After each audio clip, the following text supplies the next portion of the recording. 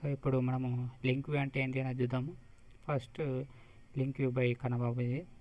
అయితే మనము లింక్ వ్యూని ఎందుకు వాడతామనంటే ఫస్ట్గా లింక్ వ్యూ మనం మామూలుగా ఫ్రంట్ ఎండ్ అప్లికేషన్ నుంచి బ్యాక్ ఎండ్కి కనెక్ట్ కావడానికి మనము ఫ్రంట్ ఎండ్ అప్లికేషన్ అయితే అనుకోండి, ఇది ఫ్రంట్ ఎండ్ అప్లికేషన్, ఇది బ్యాక్ ఎండ్ అప్లికేషన్ అనుకుంటే మనకు ఫ్రంట్ ఎండ్ అప్లికేషన్ వచ్చి బ్యాక్ ఎండ్కి డైరెక్ట్గా కనెక్ట్ అనేది అవ్వలేము. సో ఇలా కనెక్ట్ అవ్వడానికి మనము ఐదర్ ADO.NET లేదంటే ఎంటిటీ ఫ్రేమ్వర్క్ అనేది యూజ్ చేస్తాము. ఎందుకంటే టు పర్ఫార్మ్ CRUD ఆపరేషన్స్ మనము ఇట్లా యూజ్ చేస్తాము. అలాగే ఇక్కడ మనకు ORM is a framework which is used to interact with relational database to perform CRUD operations in the form of objects. అంటే ఇది ORM ఫ్రేమ్వర్క్ అనేది మనకు CRUD ఆపరేషన్స్ పర్ఫామ్ చేస్తుంది. దేన్ని బేస్ చేసుకుని అంటే ఆబ్జెక్ట్స్ని బేస్ చేసుకొని మనకు పర్ఫామ్ చేస్తుంది. అలాగే ADOకి మనకు ORMకి డిఫరెన్స్ ఏంటంటే ADO.NET will interact with server in the form of plain text format. Plain text format ఏంటంటే మనకు ఈ ADO.NET where communicate with database by using SQL commands. SQL commands అంటే మనకు ఆల్రెడీ తెలుసు, ఇన్సర్ట్, అప్డేట్ ఇవి ఉంటాయి కదా. మనకు SQL కనెక్ట్ కావడానికి SQL connection, SQL command method అనేది, అలాగే SQL రీడర్ అనే మెథడ్స్ ఉంటాయి కదా. సో అందులో మనము SQLకి కనెక్ట్ అవ్వడానికి 5 స్టెప్స్ ఉంటాయి మనకు. Okay, create connection, execute connection, 5 steps ఉంటాయి కదా. సో అవన్నీ కూడా మనకు స్ట్రింగ్ ఫార్మాట్లో ఉంటాయి. అంటే అది మనకు ప్లెయిన్ టెక్స్ట్ ఫార్మాట్లో ఉంటుంది. కాకపోతే మనకు లింక్ అనేది but in ORM we communicate in object format. అంటే మనకు ORMలో మనకు ఆ కమెంట్స్ ఏమి ఉండవు. అలాగే in ORM the communication between front end and back end application is through objects. So ఇక్కడ మనం ఆబ్జెక్ట్స్ అనేది పర్ఫామ్ చేస్తుంది. ఇక్కడైతే మనకు ప్లెయిన్ టెక్స్ట్ ఫార్మాట్లో ఫార్మాట్ అవుతుంది. ఎందుకంటే మనము ADO.NETలో స్ట్రింగ్స్ వాడతాం కాబట్టి అది మనకు ప్లెయిన్ టెక్స్ట్ ఫార్మాట్లో వర్క్ అవుతుంది. అలాగే ADO.NETకి ORMకి డిఫరెన్స్ ఏంటంటే ADO.NET ఫుల్ ఫామ్ ఏంటంటే active database object network enabled technology. ADOకి ఫుల్ ఫామ్. అలాగే ORM అంటే ఏంటి అంటే object relational mapping. It is a language integrated query. ఈ లాంగ్వేజ్ ఇంటిగ్రేటెడ్ క్వరీ అంటే లింక్ వ్యూ. ఓకే, అలాగే ADO.NET will transfer the data in the form of plain text format. ADO.NET అనేది డేటాని plain text ఫార్మాట్లో transfer చేస్తుంది. Whereas in ORM will transfer the data in the form of object format. So ORM అనేది object format డేటాని transfer చేస్తుంది. అలాగే ADO.NET will interact with database server through SQL queries. So ADO.NET అనేది SQL క్వరీస్ని use చేసుకొని data అనేది transfer చేస్తుంది డేటాబేస్కి. అలాగే ORM వచ్చేసి it will interact with database with LINQ queries. Okay, LINQ క్వరీస్ని యూజ్ చేసుకొని ORM ఫ్రేమ్వర్క్ అనేది డేటాని ట్రాన్స్ఫర్ చేస్తుంది. లింక్ అంటే లాంగ్వేజ్ ఇంటిగ్రేటెడ్ క్వరీ. అలాగే ADO.NET will interact with database every time to perform operations. అయితే మనము ఇది ఎవ్రీ టైమ్ డేటాబేస్కి పర్ఫామ్ అవుతుంది. అట్లా ఏంటి అంటే మనం ఇప్పుడు ఇన్సర్ట్ ఆపరేషన్ చేయాలనుకోండి, ఇన్సర్ట్ ఇంటూ టేబుల్ నేమ్ అట్లా ఇస్తాము. అలాగే సెలెక్ట్ చేయాలంటే సెలెక్ట్కి సపరేట్ కోడ్ రాస్తాము. సపరేట్ కోడ్ రాసి సెలెక్ట్ స్టార్ ఫ్రమ్ ఎంప్లాయీ అట్లా రాస్తాము. అలాగే అప్డేట్కి సపరేట్ కోడ్ అట్లా. అంటే ప్రతి దానికి CRUD ఆపరేషన్ చేసేటప్పుడు ప్రతి దానికి ఒక్కొక్క కోడ్ రాసుకుంటూ వెళ్ళాలి. అందుకే నేను ADO.NET will interact with database every time to perform operations. అంటే ప్రతిసారి ఆపరేషన్స్ పర్ఫామ్ చేయడానికి డేటా ఇంటరాక్ట్ అవుతుంది.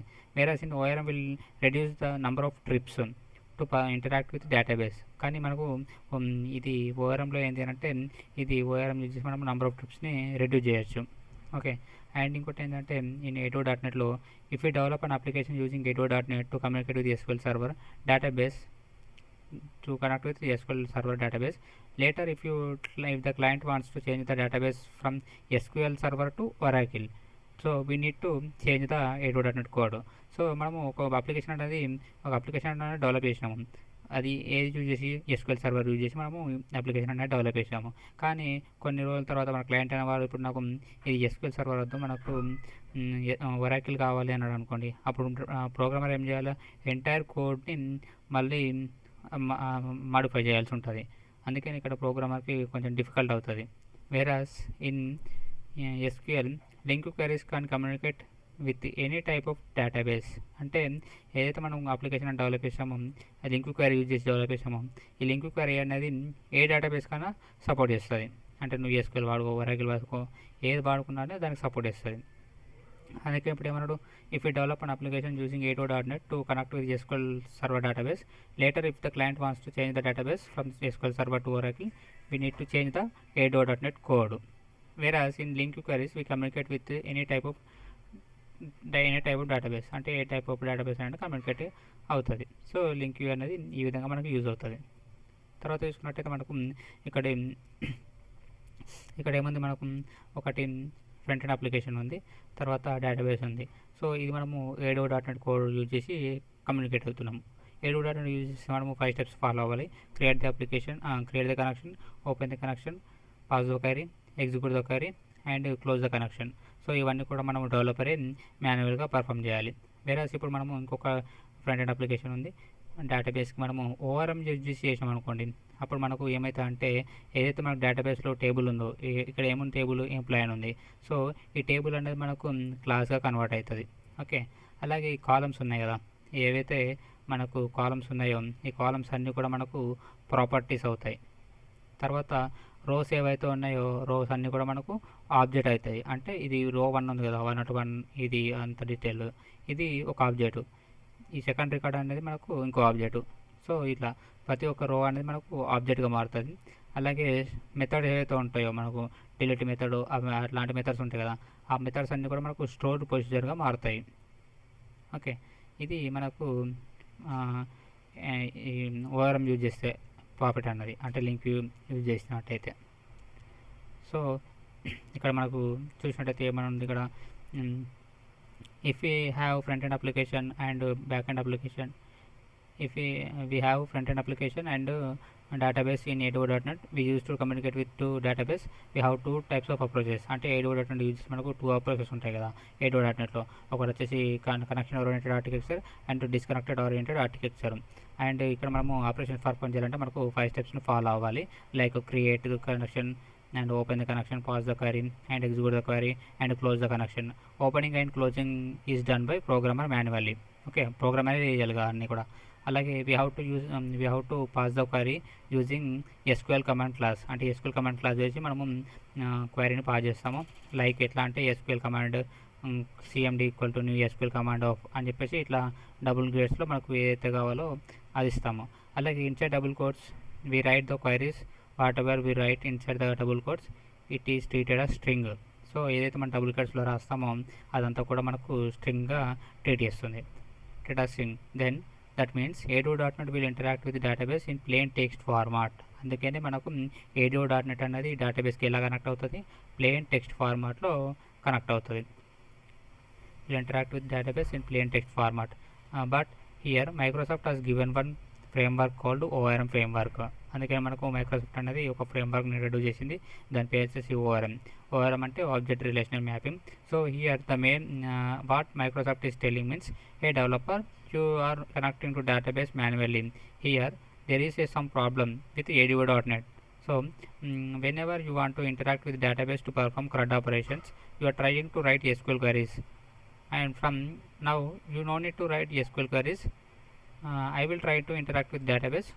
అంటే ఇక్కడ నువ్వు ప్రతిసారి SQLకి కనెక్ట్ అవ్వడానికి క్వరీస్ రాస్తున్నావు కదా, సో ఇప్పుడు మైక్రోసాఫ్ట్ ఏమంటుందంటే నువ్వు ప్రతిసారి డేటాబేస్కి కనెక్ట్ అవ్వకు, నేను కనెక్ట్ అవుతాను డేటాబేస్కి అని చెప్పేసి అంటుంది. I will try to interact with database and ORM will communicate with database, and this ORM will convert to your table into class and column as property and row as object and stored procedure to method. So ఈ ORM అనేది ఈ విధంగా convert చేస్తుంది. So you need to have idea on you need to have idea on oops. అంటే మనకు ఇది perform చేయడానికి మనకు ఊప్స్ పైన కొంచెం నాలెడ్జ్ ఉంటే సరిపోతుంది. సో ఎందుకంటే మనకు ఆబ్జెక్ట్స్ క్రియేట్ చేయడం అట్లా ఉంటాయి కదా అట్లాంటివి. So in ADO.NET opening and closing of connection is done by developer manually. If developer opens the connection and forgot to close the connection, then there will be a burden on server and performance will be decreased.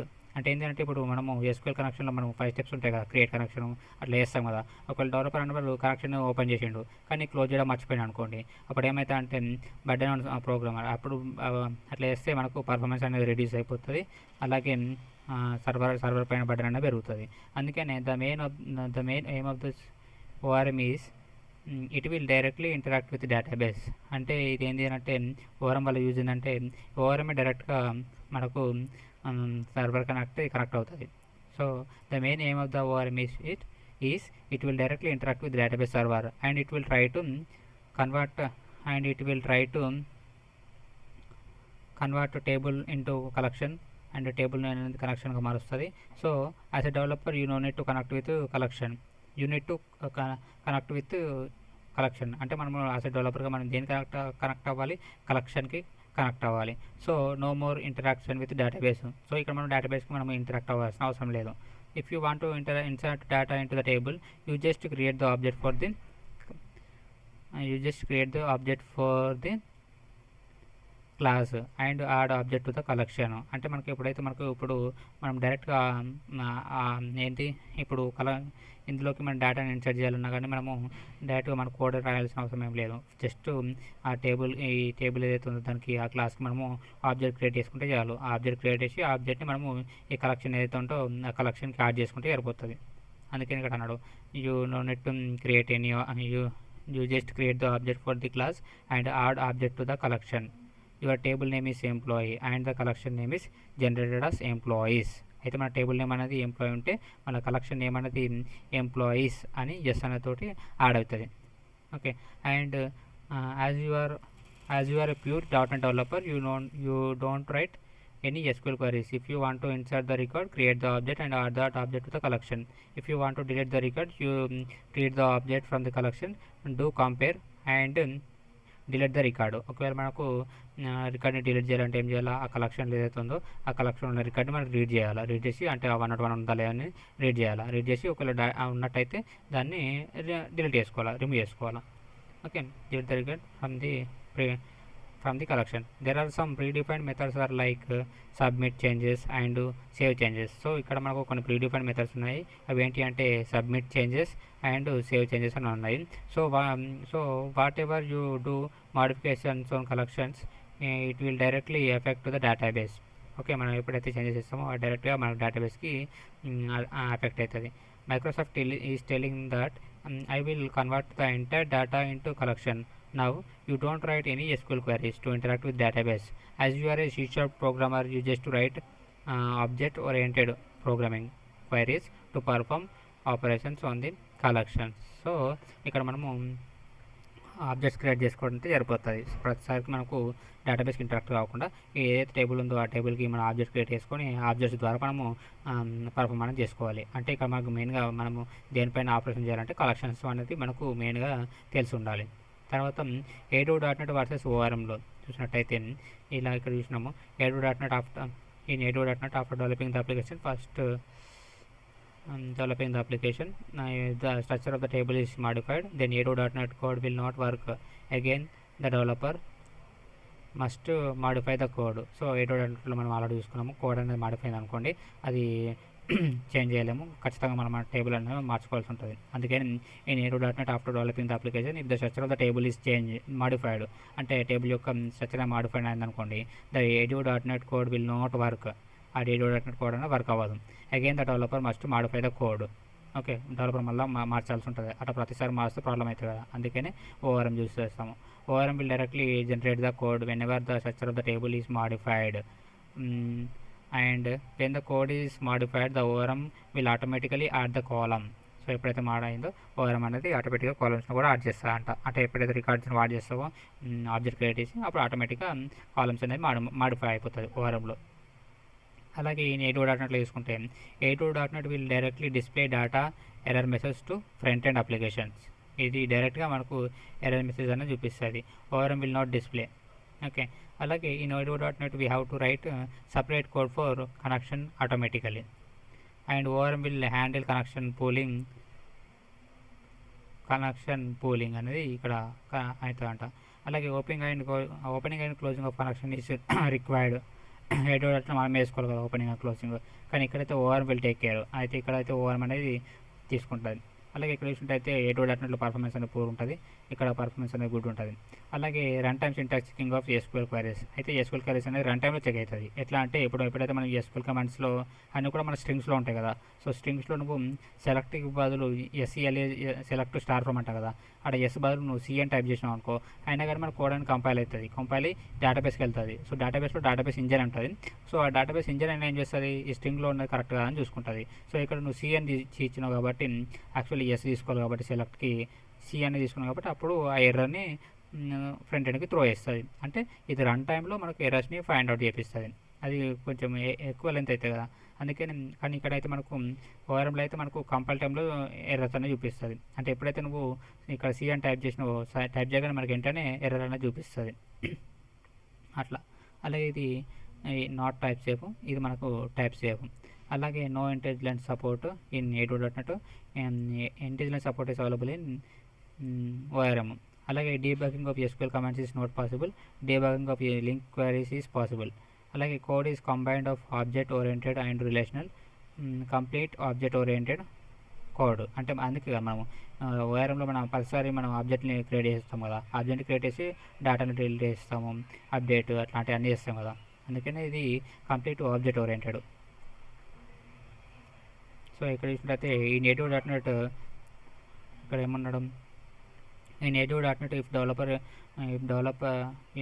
you developed any application using A2.NET to interact with SQL Server database, later if the client wants to do changes in database means then it will difficult to the programmer to do.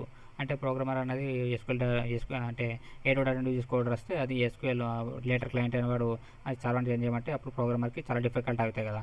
అలాగే whenever if you develop application using ORM, if you write to query then it will automatically communicate with any type of database. అయితే ఏ type of database కానీ అది connect అయిపోతుంది ఇలా link pin use చేసి develop చేసే application. So right query once and run anywhere, అంటే దీనివల్ల ఏంటంటే లింక్ క్వరీస్ అనేవి ఒకసారి రాసినట్టు అయితే ఎక్కడన్నా అది మనం రన్ చేసుకోవచ్చు. And if you write query using LINQ then ORM will convert the link into SQL queries, link into SQL query or link query to MySQL or link query to ORM. ఇట్లా ఒక్కసారి నువ్వు SQL use చేసి link use చేసి develop చేసినావు అనుకో application అది, అప్పుడు ORM ఏం చేస్తా అంటే మనము ORM నుంచి లింక్ క్వరీకి SQLకి అట్లా డిఫరెంట్ సర్వర్స్కి అది చేసుకోవచ్చు. అలాగే ORM will reduce the code and reduce burden on program.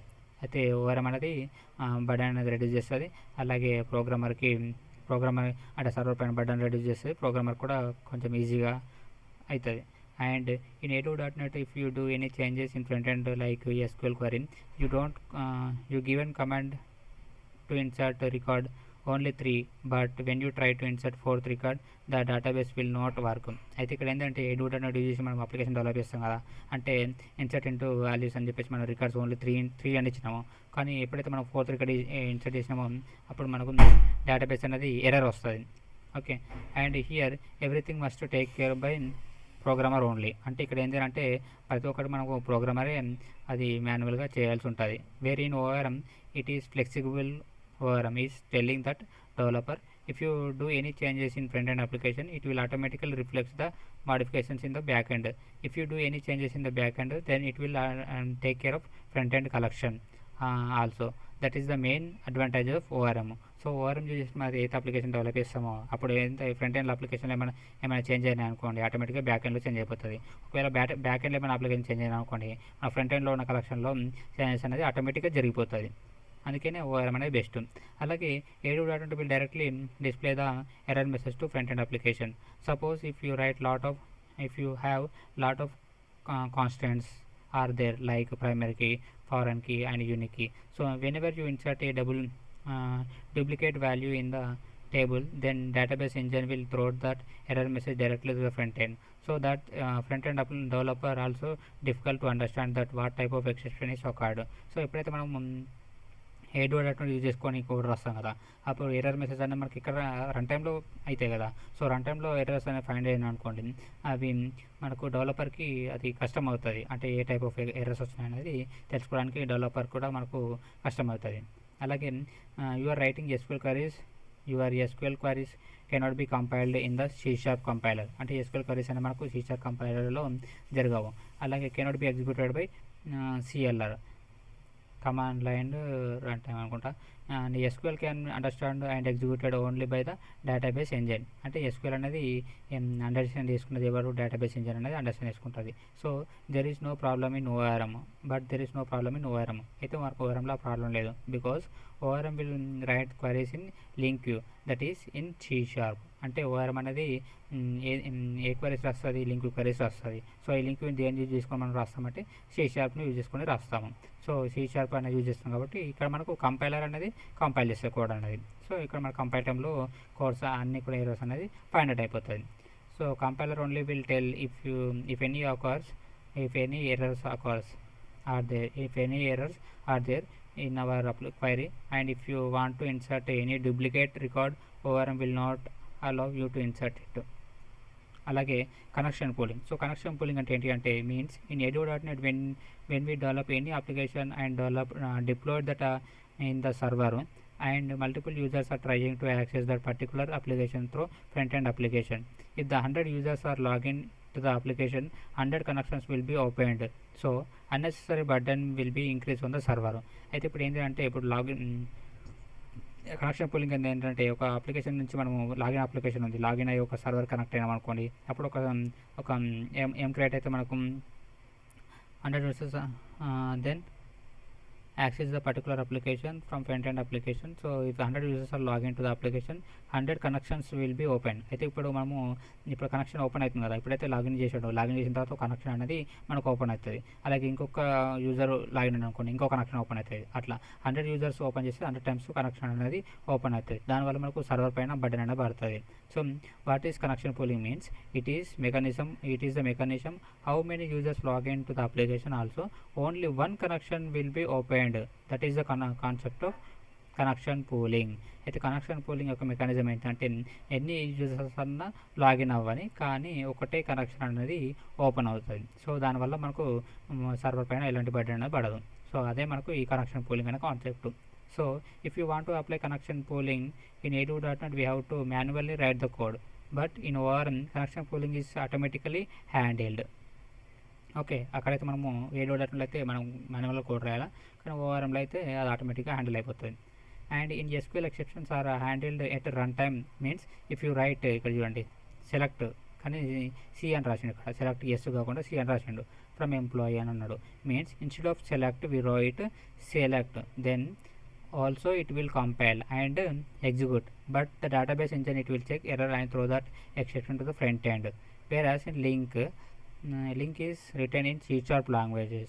So when you write any wrong syntax, that at compile time only it will throw the exceptions by CSC, C# compiler.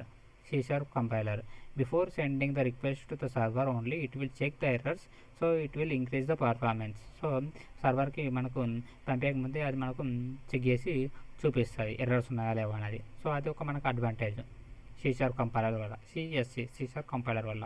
అలాగే ఇక్కడ చూసినట్టయితే LINQ entity framework part 3 object initializer automatic properties. So object initializer అంటే ఏంటి అని చూద్దాము. So ఈ properties అంటే మనకు ఆల్రెడీ తెలుసు, మనకు మోడల్ క్లాస్లో ఉంటాయి ప్రాపర్టీస్ అనేవి. సో ఈ properties method that provides flexible mechanism to read, write or compute the value of a private variables. And properties are used to transfer the values between classes. అంతే కదా, మనకు ఒక క్లాస్ నుంచి ప్రాపర్టీస్ని ఇంకొక క్లాస్ కూడా పంపించుకోవచ్చు. అలాగే properties are used to set the values and get the values from private variables. So private వేరియబుల్స్లో ఉన్న సర్టిఫికేట్ వాల్యూస్ వాడి వాల్యూస్ని సెట్ చేసుకోవడానికి వాడతాము. అలాగే రూల్స్ టు డిక్లేర్ ప్రాపర్టీస్ ఏంటి అంటే variable name and property name must be same ఉండాలా. సో గెట్ సెట్ చేయాలంటే మనకు variables name method name same అని ఉండాలా, వేరియబుల్ నేమ్ ప్రాపర్టీ నేమ్ రెండు సేమ్ ఉండాలా. The data type of the variable and the data type of the property must be same. And variable must declare as private and property must be declared as public. అలాగే variable name must starts with lower case and property name starts with upper case. Okay, the main aim of the properties is to transfer the values between the classes. Generally properties will not hold any value. We cannot store any value in the properties. The default access modifier of the variable is private.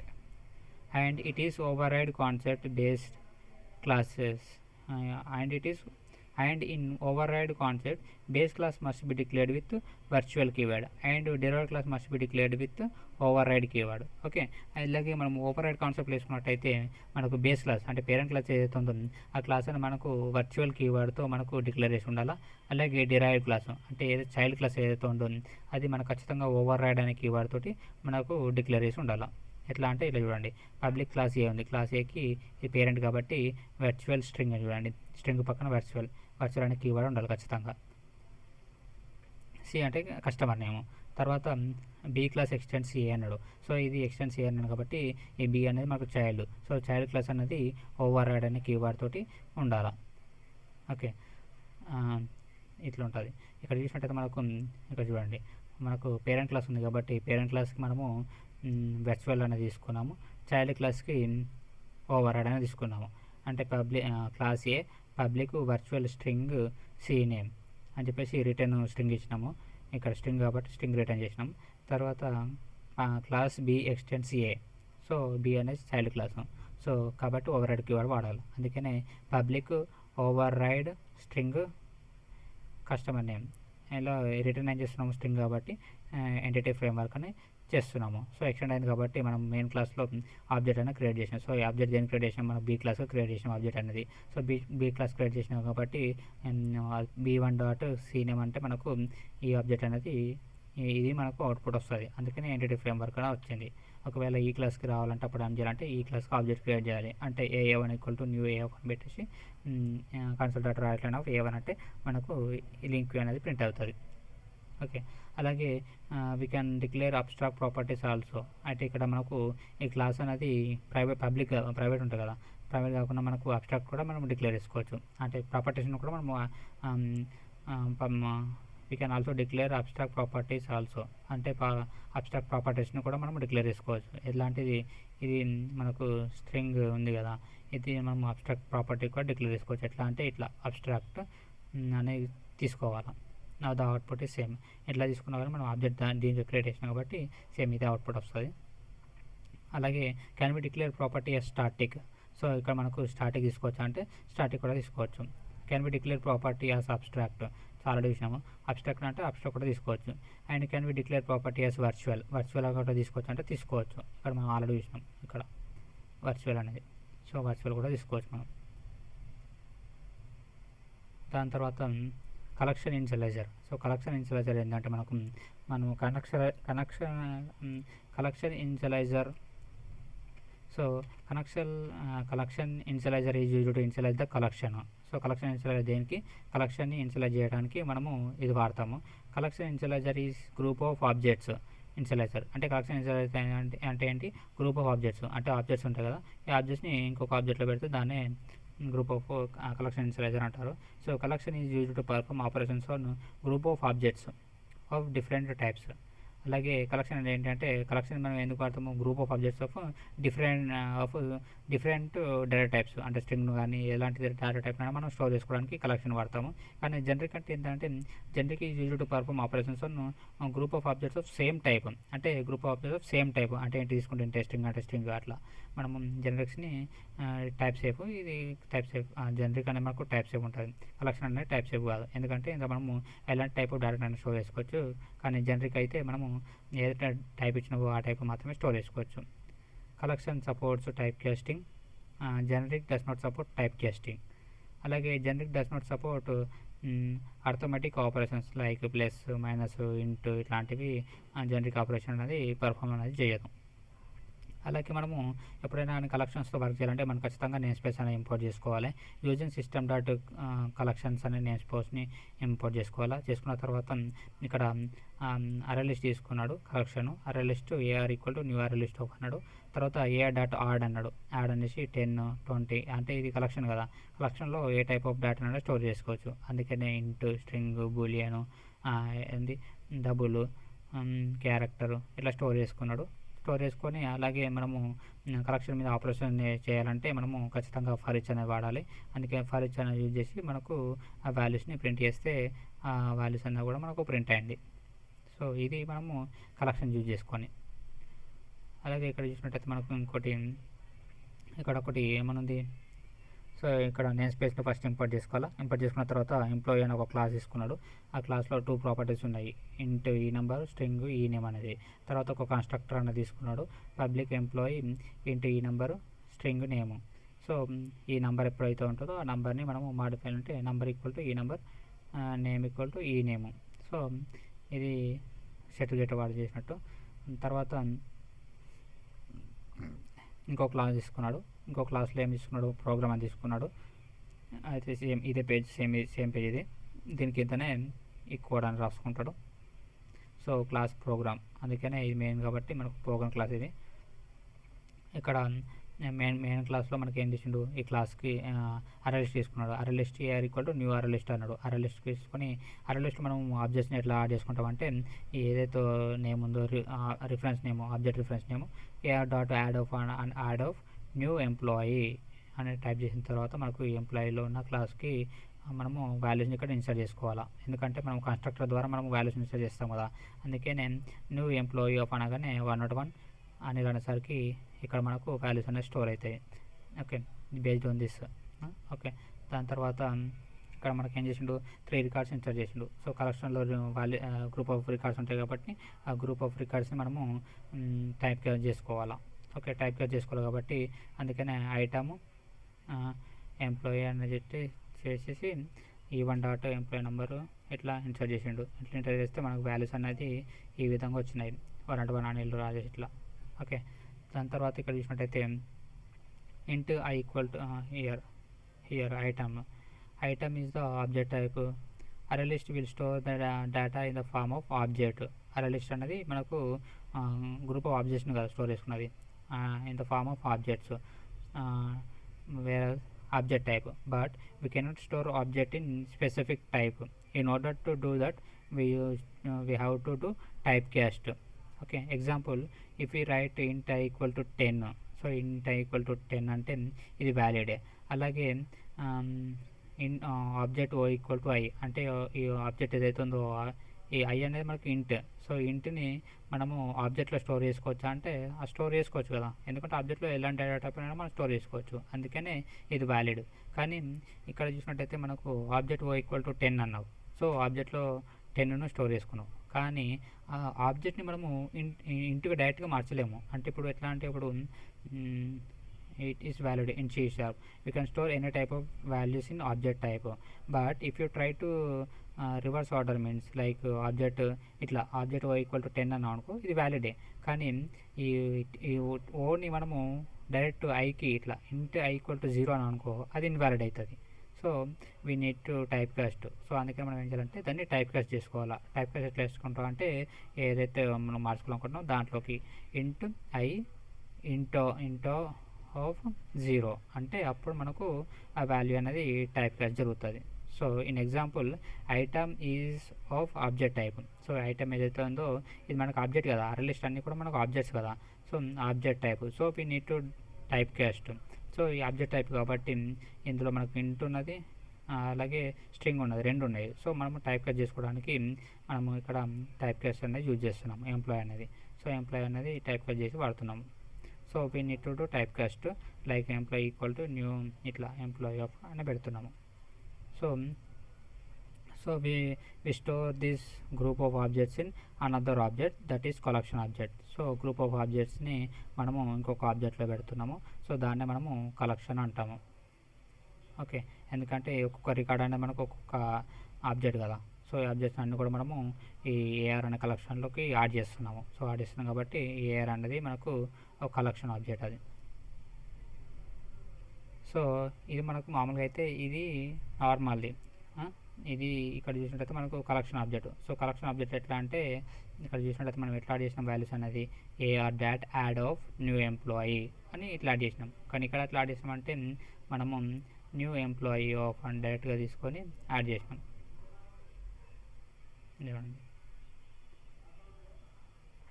ఇది collection inserter. సో collection inserter కాబట్టి ఇక్కడ ఒక class తీసుకున్నాడు.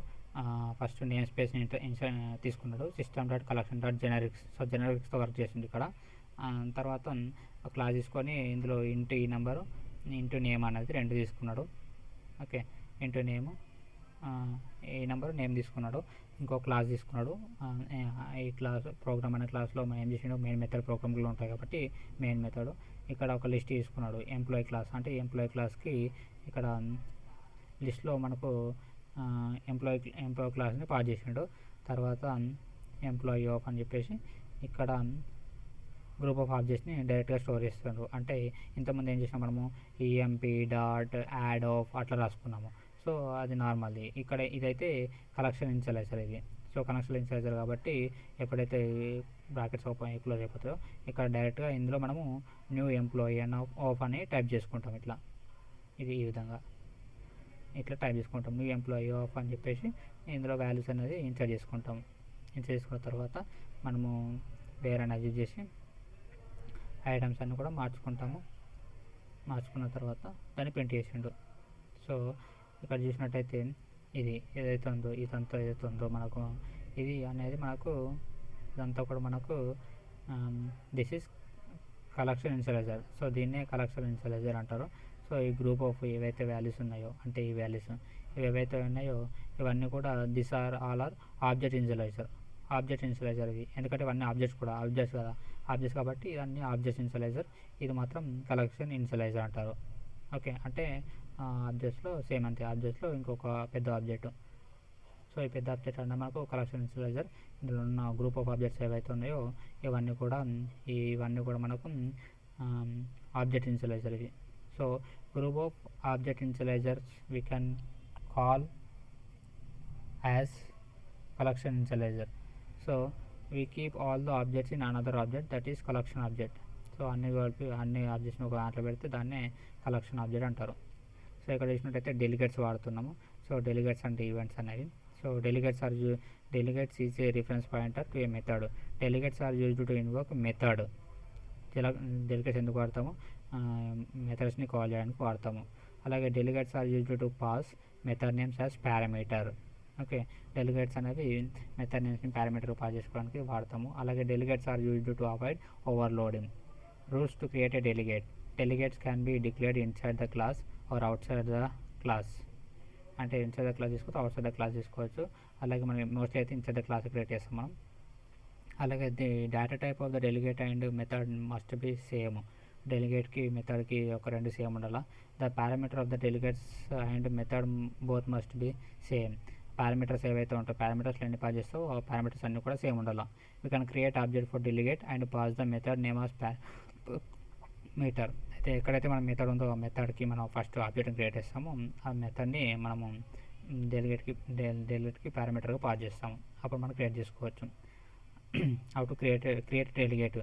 Access modifier, delegate, return type, delegate name, parameters ఇట్లా తీసుకోవాలి. అలాగే create a method for the delegate, create object for delegate and pass method as a parameter, and delegate name object name equal to new delegate name of method type.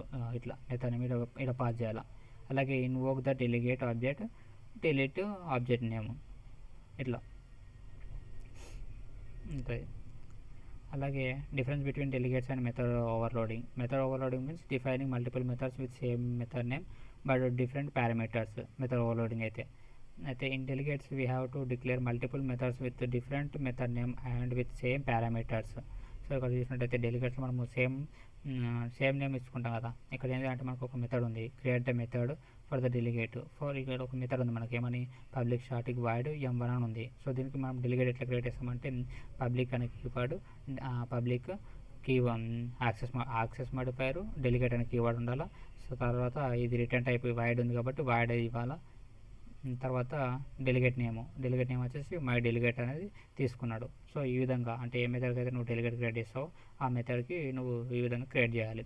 So ఇదే మనకు creating of delegate.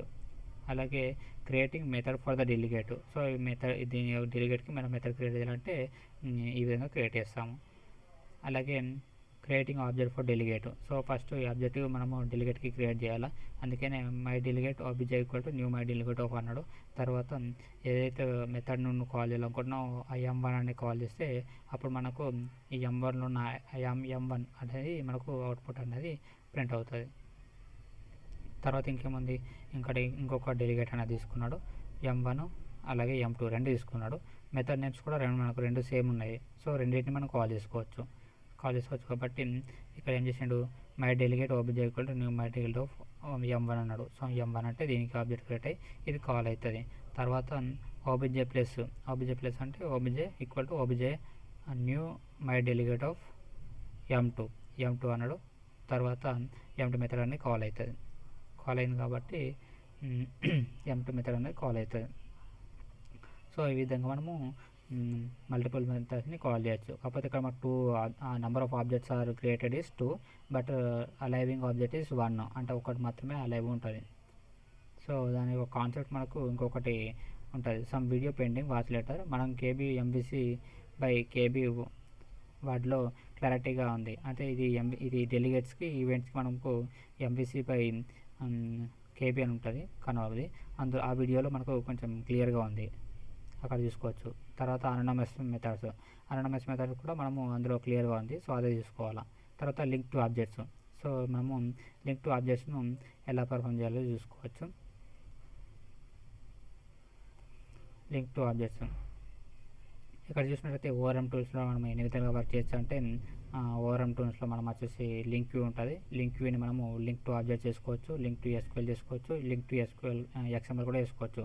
అలాగే ADO.NET entity framework, అలాగే Hibernate Java, ఇట్లా అలా LINQ is ORM tool mapping the C# class with database table. క్లాస్ని database టేబుల్గా mapping చేసుకోవడాన్ని ఓఆర్ఎం అంటారు. అంటే mapping the C# class with database table, ఎందుకంటే మనకు డేటాబేస్లో ఉన్న టేబుల్సే కదా మన క్లాస్ అట్లా మారుతూ ఉంటాయి. అందుకనే మ్యాపింగ్ C# క్లాస్ని with database table. ORM is a framework which is used to transfer the data in the form of objects. Different types of ORM tools are link queue, తర్వాత ADO.NET ఎంటిటీ ఫ్రేమ్వర్క్, హైబర్నెట్, ఇట్లా ఇవన్నీ ORM tools. మనకు జావాలో అయితే Hibernate వాడతాము, ఇట్లా C#లో అయితే link view కానీ ADO.NET framework ఇట్లా వాడతాము. అలాగే ఈ LINQ view we are having 3 types. లింక్లో కూడా మనకు 3 టైప్స్ ఉంటాయి. ఏంటంటే LINQ to objects, LINQ to SQL, LINQ to XML ఇట్లా ఉంటాయి. ఓకే, అలాగే LINQ query consist of 2 parts. ఒకటి ఫ్రమ్ క్లాస్, అలాగే సెలెక్ట్ కమాండ్. సో ఈ వీడియోలో అయితే మనకు కనబాబు అనేది సెలెక్ట్ కమాండ్ వాడండు, కొంచెం టఫ్ ఉంటుంది. ఫ్రమ్ క్లాస్ వాడితే మనకు కొంచెం ఈజీ ఉంటుంది. Here from class is used to specify the data source. Select command is used to fetch the data from data source. అలాగే లింక్ టు ఆబ్జెక్ట్స్ అంటే it is used to carrying the data from the data source like arrays, collections. Okay, link to objects అనేది ఏంటంటే మనకు carrying the data from data source, అంటే database నుంచి data సోర్స్ని carry చేయడానికి. అంటే collections కానీ arrays కానీ కలెక్షన్స్ కానీ అట్లా.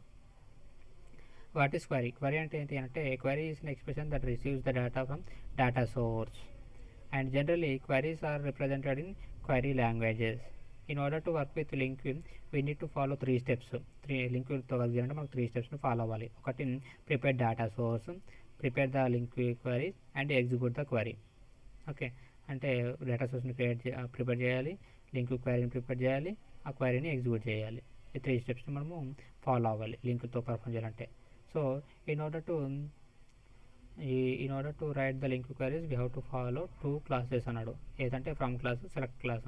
సింటాక్స్ టు రైట్ లింక్ క్వరీస్ని రాయడానికి సింటాక్స్ ఏంటంటే వేర్, ఇక్కడ క్వరీ ఇస్తాము, అంటే name, variable name equal to from variable name in data source select variable name.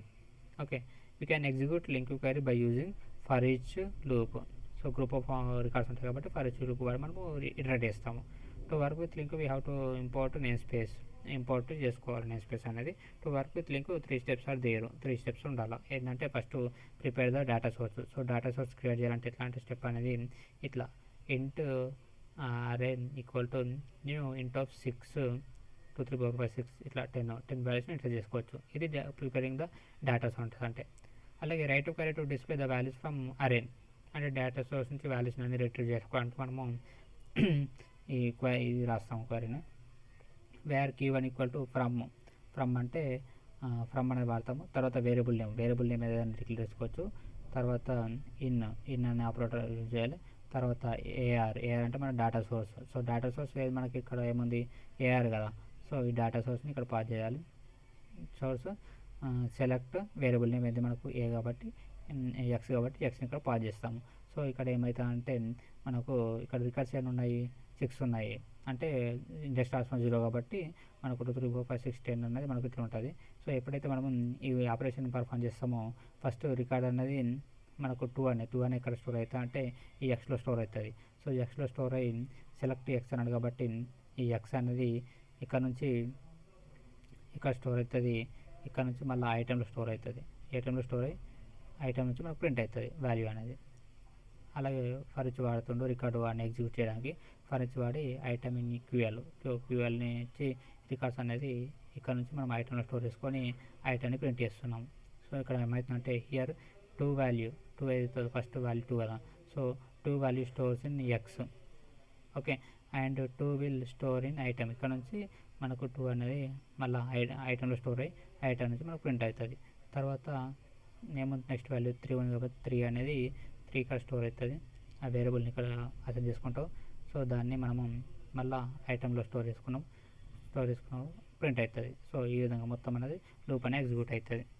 So ఇదే కండిషన్లో మనము ఒకవేళ ఈవెన్ నెంబర్స్ ఫైండ్ చేయాలంటే from in or where use చేసుకొని వేర్ క్లాస్ యూజ్ చేసుకొని ఏం చేసిండు, ఎక్స్ అనే వేరియబుల్ మాడ్లో 2 అంటే ఈవెన్ నెంబర్స్ని ఫైండ్ చేయడానికి.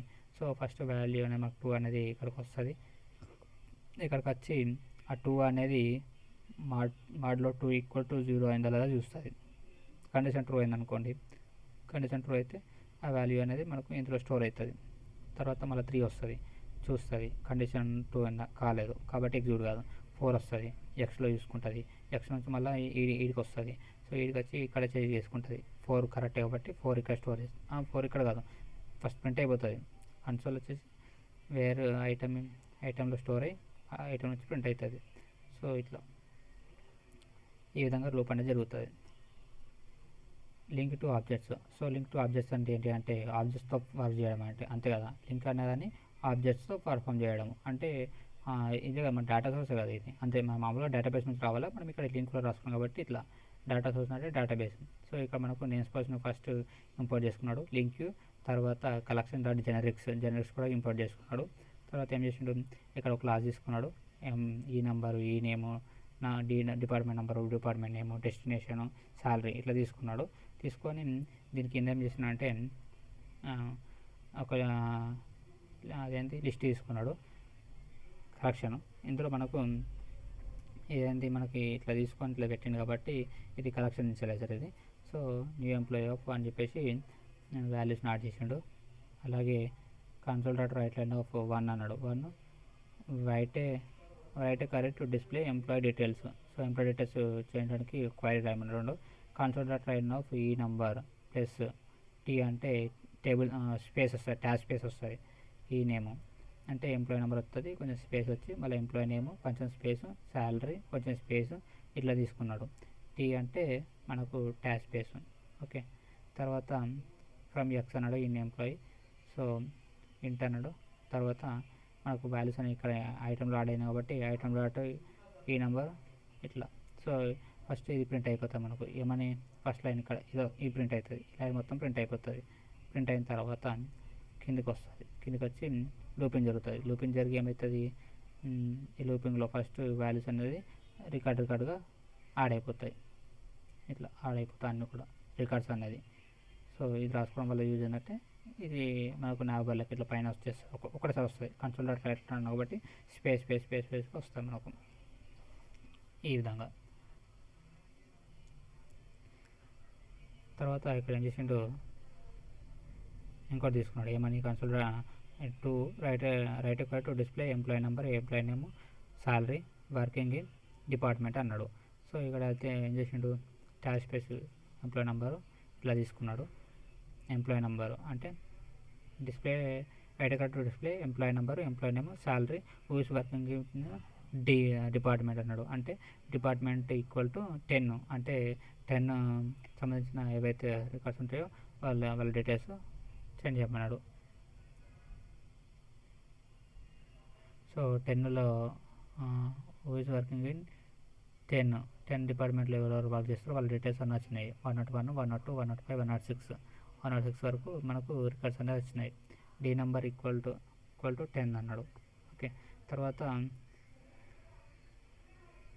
Right a correct to display employee details whose salary less than 20,000 అంటే మనకు డైరెక్ట్ ఆపరేటర్ వాడండి కాబట్టి లెస్ దెన్ 20,000 ఎవరైతే ఉన్నాయో ఇక్కడ చూడండి, గ్రేటర్ దెన్ కాబట్టి మనకు 23, 25, 27, 28, 30 ఈ రికార్డ్స్ వచ్చినాయి.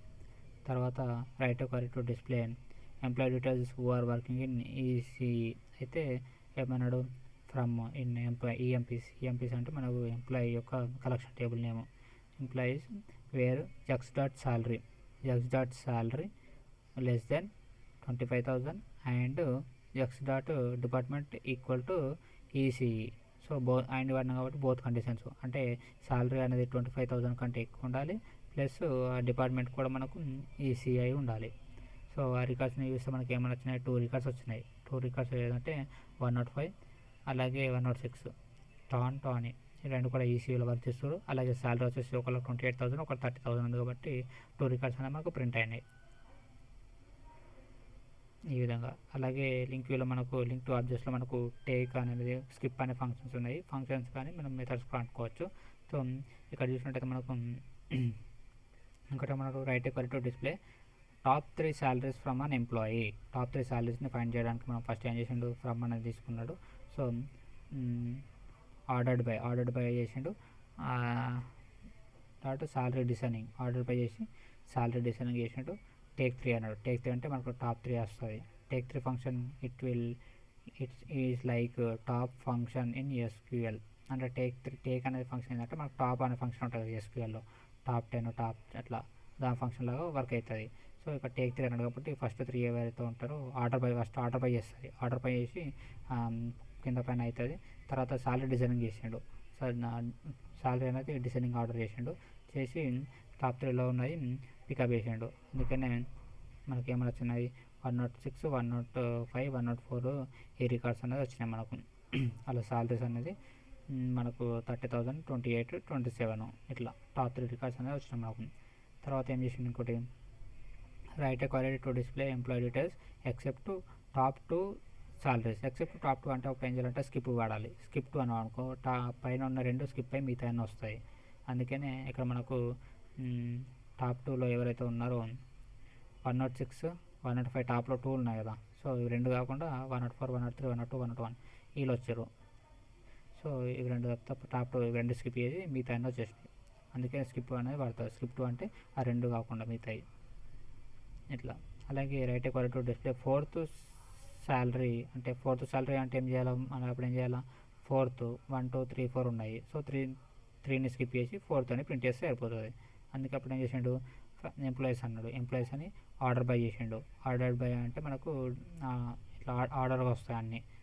ఆర్డర్ వచ్చిన తర్వాత శాలరీ డిసైనింగ్ కాబట్టి మనకు శాలరీ డిసైనింగ్ ఆర్డర్లో అన్నీ వచ్చేస్తాయి. వచ్చిన తర్వాత టేక్ 4 అన్నాడు. టేక్ 4 అంటే పైన ఉన్న 4 అయితే రికార్డ్స్ ఉంటాయి, పైన 4 రికార్డ్స్ అనేది వస్తాయి. పైన 4 వచ్చిన తర్వాత ఇక్కడ చూస్తే పైన 4 వచ్చిన తర్వాత పైన 4 నుంచి ఏమన్నాడు మళ్ళీ స్కిప్ 3 అన్నాడు. స్కిప్ 3 అంటే పైన 4 వచ్చినాయి, స్కిప్ 3 అన్నాడు. సో 3 స్కిప్ చేసిండు. అప్పుడు ఏమవుతుంది టేక్ 4 అన్నాడు కాబట్టి ఇక్కడ 4th వాల్యూ అవుతుందో అది ప్రింట్ అవుతుంది మనకు. సో ఆ విధంగా మనకు ఆపరేషన్స్ అనేది పర్ఫామ్ అవుతుంది. అలాగే element operators in LINQ. Element operators అంటే ఏంటంటే element operators are used to return single element from the sequence based on index or based on condition. ఇండెక్స్ను లేదా కండిషన్ బేస్ చేసుకొని మనకు సింగిల్ ఎలిమెంట్ని రిటర్న్ చేస్తామంట. To read values from the collection some predefined methods are there that are called element operators. So ఇందులో మనకు ఏమున్నాయంటే first method or first default, last default, single default. This all will return as single instance from the collection. Collection means group of objects. Each object is declared with index first and object is 0. Index starts from 0. If you want to return first element from the given sequence, we have to use first method and first method. And if you want to return last element, you have to use last last default వాడతాము. And if you want to return single element from the sequence then you have to use single or default వాడతాము. సో ఇక్కడ చూసినట్లయితే మనకు 3 methods ఉన్నాయి కదా. ఇక్కడ single instance మాత్రమే తీసుకోవడానికి మనకు ఇక్కడ ఎన్ని రికార్డ్స్ ఉన్నాయి మనకు టేబుల్లో, ఈఎంపీ అనే టేబుల్లో ఫస్ట్ 1 2 101 102 103 104 4 రికార్డ్స్ ఉన్నాయి. సో ఒక్కొక్క రికార్డ్ అని మనం అనుకున్నాము. Each row contents each row is 1 object అనేది. సో ఇది 1 ఆబ్జెక్ట్, తర్వాత 2 అనేది ఒక ఆబ్జెక్ట్, 3 అనేది ఒక ఆబ్జెక్ట్, 4 అనేది ఒక ఆబ్జెక్ట్. సో మనకి ఇంజెక్ట్ అనేది 0 నుంచి స్టార్ట్ అవుతుంది కాబట్టి మనకు 4 ఉన్నాయి ఇక్కడ. ఓకే, టేబుల్ నేమ్ వచ్చేసి మనకు ఈ యొక్క కలెక్షన్ టేబుల్ వచ్చేసి మనకు ఈఎంపీస్. ఎప్పుడైతే మనకు టేబుల్ అనేది ఈఎంపీ ఉంటుంది, మనము చేసిన తర్వాత ఈఎంపీస్ ఎస్ అన్నది యాడ్ అవుతుంది. ఓకే, అలాగే ఫస్ట్ డిఫాల్ట్ తీసుకున్నాడు ఇక్కడ. సో ఇక్కడ తీసుకుంటే ఏమైంది, ఇక్కడ అయితే మనకు లింక్ యాడ్ చేసుకున్నాడు. తర్వాత ఒక అరే యాడ్ చేసిండు, ఇంటూ 5 అన్నాడు. ఇందులో 5 రికార్డ్స్ ఇన్సర్ట్ చేసిండు. ఏఆర్ డాట్ ఫస్ట్ అంటే ఏమవుతుంది, అప్పుడు మనకు ఫస్ట్లో ఏముంది వాల్యూ 2 ఉంది కాబట్టి మనకు 2 వాల్యూ అనేది ప్రింట్ అవుతుంది, ఎందుకంటే ఫస్ట్ అన్నాం కాబట్టి. ఓకే, అలాగే ఇంటూ ఏఆర్ ఇక్కడ తీసుకున్నాడు. ఫస్ట్ mod 2 అంటే mod 2 అనడం అంటే కాబట్టి ఫస్ట్ ఈవెన్ నెంబర్ అయితే వస్తుందో అది మనకు ప్రింట్ అవుతుంది. తర్వాత ఇక్కడ కూడా మనకు ఏమన్నాడు, ఫస్ట్ ఈ ఆడ్ నెంబర్ అన్నాడు. ఆడ్ నెంబర్ అంటే ఫస్ట్ ఏది వస్తుంది 3 కాబట్టి మనకు 3 అనేది ప్రింట్ అయింది. అలాగే AR 5 first default equal to 0 అయితే ఫస్ట్ డిఫాల్ట్ అంటే మనకి ఇందులో ఇక్కడ కూడా మనకు అన్ని కండిషన్స్ ఫెయిల్ అవుతాయి కాబట్టి ఫెయిల్ అయినప్పుడు మనకి ఎక్సెప్షన్ రావద్దు అంటే ఫస్ట్ డిఫాల్ట్ వాడతాం కాబట్టి ఫస్ట్ డిఫాల్ట్ వాడితే మనకి ఎక్సెప్షన్ రాదు. అందుకనే వాల్యూ అనేది మనకు ఇంటిజర్ టైప్ కాబట్టి 0 వచ్చింది. ఒకవేళ స్ట్రింగ్ అయితే మనకు ఎంటీ వస్తుంది అట్లా. So if all conditions false means then exception will raise and if you want to handle. సో దీన్ని మనము ఇంకా తర్వాత క్లాస్లో చూద్దాము, కొంచెం క్లియర్గా ఉంటుంది. సో ఇక్కడ చూసినట్టయితే మనకి ఏమున్నది, ఇక్కడ ఒకటి క్లాస్ తీసుకున్నాడు, ఒక ఎంప్లాయీ క్లాస్లో 2 ప్రాపర్టీస్ తీసుకున్నాడు. తర్వాత ఆ క్లాస్ని ఇక్కడ పాస్ చేసిండు, లిస్ట్కి పాస్ చేసి అందులో మనకు ఇన్షియలైజ్ చేసిండు, అంటే ఇన్షియలైజర్ ఆబ్జెక్ట్ వాడి అందులో 3 రికార్డ్స్ ఇన్సర్ట్ చేసిండు. తర్వాత ఫస్ట్ అన్నాడు. ఫస్ట్ అంటే మనకు ఫస్ట్ రికార్డ్స్ వస్తాయి కదా. సో ఫస్ట్ రికార్డ్స్ వస్తాయి కాబట్టి మనకు ఈఎంపీ డాట్ ఈ నెంబర్, ఈఎంపీ డాట్ ఈ నేమ్ అంటే మనకు 101 ఆ నెల అనేది ప్రింట్ అయింది. ఓకే, ఈ విధంగా ప్రింట్ చేస్తాము. సో ఇదే విధంగా మనం సేమ్ దీన్ని మనము ఇది మనకు లింక్ యూ బై ఇతను పేరుంది లర్నింగ్ విత్ బాబు ఉప్పలపాటి అంట, ఇది యూట్యూబ్ ఛానల్. సో ఇందులో మనము చూసుకున్నట్టే మనకు మెయిన్గా ఈ మెథడ్స్ ఉంటాయి, అగ్రిగేట్ ఆపరేటర్స్ అని, అలాగే ఆర్డర్డ్ బై ఆపరేటర్స్ అని, రెస్ట్రిక్షన్ ఆపరేటర్స్ ఇట్లా ఉంటాయి. సో అగ్రిగేషన్ ఆపరేటర్ అంటే ఏంటంటే మనకు అగ్రిగేషన్ ఆపరేటర్లో మనకు min max, sum, count, average, aggregate function ఇట్లా ఉంటాయి మనకు. సో ఇవి చూసినట్టయితే మనకు ఒక వాల్యూ అనేది తీసుకున్నాడు, ఇంట్ నంబర్స్ ఈక్వల్ టు 1 2 3 4 5 6 7 అన్నాడు. So console dot write line of min, max, count, range ఇట్లా టైప్ చేస్తే మనకు మినిమం వాల్యూ, మ్యాక్సిమం వాల్యూ ఇట్లా అన్నీ వస్తాయి. తర్వాత అగ్రిగేట్ ఇక్కడ అగ్రిగేట్ ఉంది కదా, అగ్రిగేట్ వాడిదని అనుకోండి, ఇక్కడ మనకు అగ్రిగేట్ ఉంది. సో అగ్రిగేట్ మెథడ్ వాడిదని అనుకోండి స్ట్రింగ్ పైన. సో స్ట్రింగ్ పైన అగ్రిగేట్ వాడి ఏమన్నాడు, ఇక్కడ ఇండియా, పాకిస్తాన్, ఆస్ట్రేలియా తీసుకున్నాడు. ఇక్కడ అగ్రిగేట్ ఫంక్షన్లో ఏ కామా బి తీసుకొని ఏ ప్లస్ బి అన్నాడు, ఏ కామా బి అన్నాడు, ఏ ప్లస్ బి అన్నాడు కాబట్టి మనకి ఇందులో ఉన్న ప్రతివి కూడా మనకు ఇక్కడ ప్రింట్ అయిపోతాయి. సో అగ్రిగేట్ ఫంక్షన్ మనము ఏ ఇంటూ బి కూడా చేసుకోవచ్చు. ఇట్లా 2 కండిషన్ చేసుకుంటే అగ్రిగేట్ ఫంక్షన్ అనేది వాడతాము. సో దాన్ని ఇక్కడ చూసినట్టయితే మనకు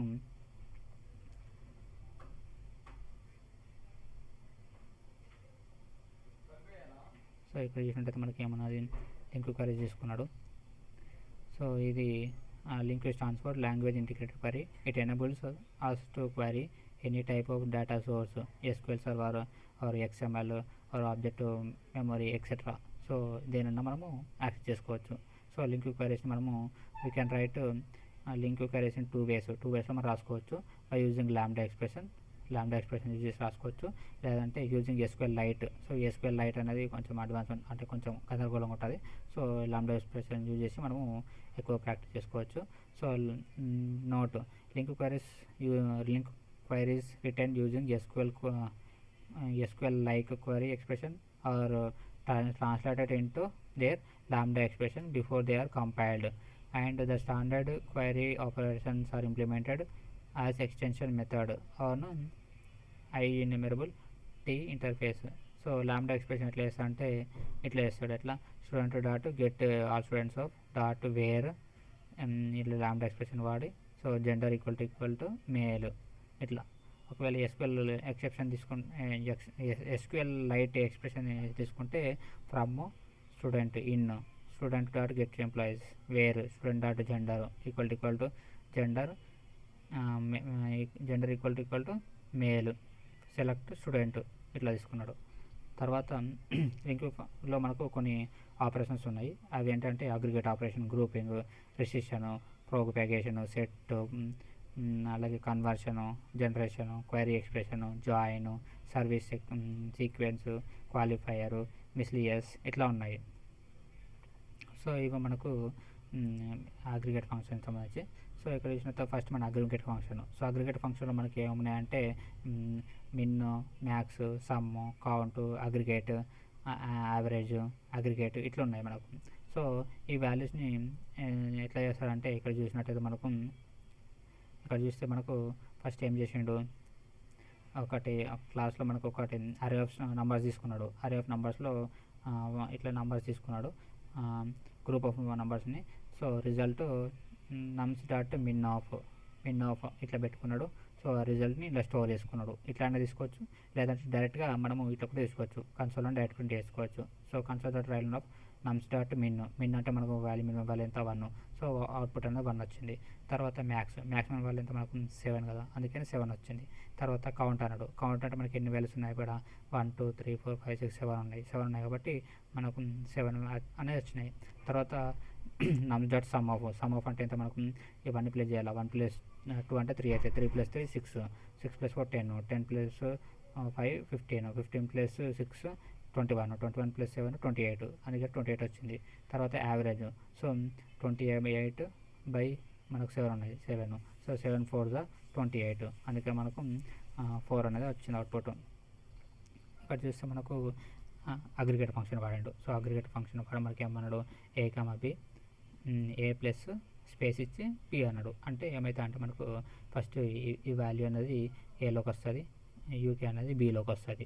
అయితే ఫస్ట్ ఏ అనేది ప్రింట్ అవుతుంది, ఏ ప్రింట్ అయ్యి ఇండియా ప్రింట్ అయ్యి తర్వాత స్పేస్ వచ్చి యూకే అని ప్రింట్ అవుతుంది. మళ్ళీ ఇంకొక వాల్యూ ఉంది కాబట్టి ఈ వాల్యూ కూడా మనకు ఏలో స్టోర్ అవుతుంది. సో ఏ వాల్యూని ప్రింట్ అవుతుంది. సో ఈ విధంగా లూపింగ్ అనేది జరుగుతుంది. So aggregate function of A B A into B అంటే ప్రతి ఒక్క వాల్యూ ఏదైతే ఉందో ఇంటూ 1 జరుగుతుంది. అంటే ఫస్ట్ 2 వాల్యూస్ అంటే ఏ బి అన్నాడు కదా, ఏ బి అంటే ఫస్ట్ 2 వాల్యూస్ వస్తాయి. 1, 2 అనేది ఇక్కడ స్టోర్ అవుతుంది. స్టోర్ అయ్యి 1 × 2 అనేది జరుగుతుంది. సో రిజల్ట్ అనేది అక్కడ 2 అంటే కాబట్టి 1 × 2 కాబట్టి 2 అనేది ఉంటుంది. తర్వాత 2 ఇక్కడ ఉంటుంది. 3 వాల్యూ అనేది వీడికి వస్తుంది, బీలోకి వస్తుంది. బీలోకి వచ్చి 2 × 3 అవుతుంది. 2 × 3 6 కాబట్టి 6 అనేది బీలో ఉంటుంది. తర్వాత 4 అనేది ఇక్కడ స్టోర్ అవుతుంది. సో ఈ విధంగా అన్ని వాల్యూ జరిగిన తర్వాత మనకు అవుట్పుట్ అనేది 5040 వస్తుంది. దాని తర్వాత ఒకవేళ అగ్రిగేట్ ఫంక్షన్ మనము ఇక్కడ 10 అని తీసుకోవచ్చు. 10 అని తీసుకుంటే వాల్యూస్ అన్నీ అయిన తర్వాత దానికి 10 అనేది ఇంటూ జరుగుతుంది. ఇంటూ తీసుకున్నాం కాబట్టి ఇంటూ జరుగుతుంది. అందుకని మనకి ఇక్కడ 5040 వచ్చింది, ఇక్కడ 50400 వచ్చింది, ఎందుకంటే ఇంటూ జరుగుతుంది కాబట్టి. అట్లా this is about aggregate function. దాని తర్వాత recession operator. So recession operator ఏంటి అంటే, so recession operator the wear stand query operator belongs to the recession operator category. So where అనేది ఉంటుంది, వేర్ అనే క్లాస్ అనేది ఈ రిసిషన్ ఆపరేటర్కి వర్క్ అవుతుంది. So where standard query operator belongs to the recession query operator. The wear in link is used to filter rose. So where class అనేది మనకు link వ్యూలోని filter రోస్ని filter చేయడానికి use అవుతుంది. The filter expression is specified using predicate. So filter operation అనేది మనకు predicate use చేసి వాడతాము. So predicate అంటే ఏంటంటే it is a function to test each element for the condition. అంటే మనకు మనకు ఇట్లా ఉన్నాయనుకోండి వాల్యూస్, సో ప్రతి ఒక్క దాని ఎలిమెంట్ పైన ఇది ఆపరేషన్ అనేది చేస్తుంది ఇది. అలాగే ఇందులో మనకు 2 ఓవర్లోడ్ మెథడ్స్ అనేవి ఉన్నాయి. 2 overload methods for where. Okay, అలాగే IEnumerable int where function int boolean ఇట్లా ఈ మెథడ్ ఉంటుంది. సో ఈ విధంగా మనకు లిస్ట్ ఉన్నది. సో ఈ లిస్ట్ని మనము ఓవర్లోడ్ మెథడ్కి IEnumerable తీసుకుంటాడు. ఇంటూ టైప్ వేరియబుల్ నేము నమ్స్ డాట్ వేర్లో అంటే ఇక్కడ ఇందులో ఉన్న ఏదైతే ఉన్నాయో దాంట్లో ఉన్న ఈవెన్ నెంబర్ని ఫైండ్ చేస్తున్నాడు అట్లా. సో ఇది లాంబ్డా ఎక్స్ప్రెషన్ వాడి. ఇది వచ్చేసి మనకు SQL లైట్ వాడి, SQL లైక్ అంటారు. SQL లైక్ వాడి దాని యొక్క సింటాక్స్ ఇది. దాని తర్వాత ఇక్కడ చూసినట్టయితే వేర్ అనేది కండిషన్ బేస్కి యూజ్ చేస్తాం. వేర్ ఈజ్ మనం రోస్ని ఫిల్టర్ చేయడానికి యూజ్ చేస్తాం. The filter expression is specified using predicate and predicate is a function to test each element for a condition. అంటే ఎవ్రీ ఎలిమెంట్ పైన కండిషన్ని చెక్ చేసేదాన్ని చెక్ చేయడానికి ప్రెడికేట్ని వాడతాము.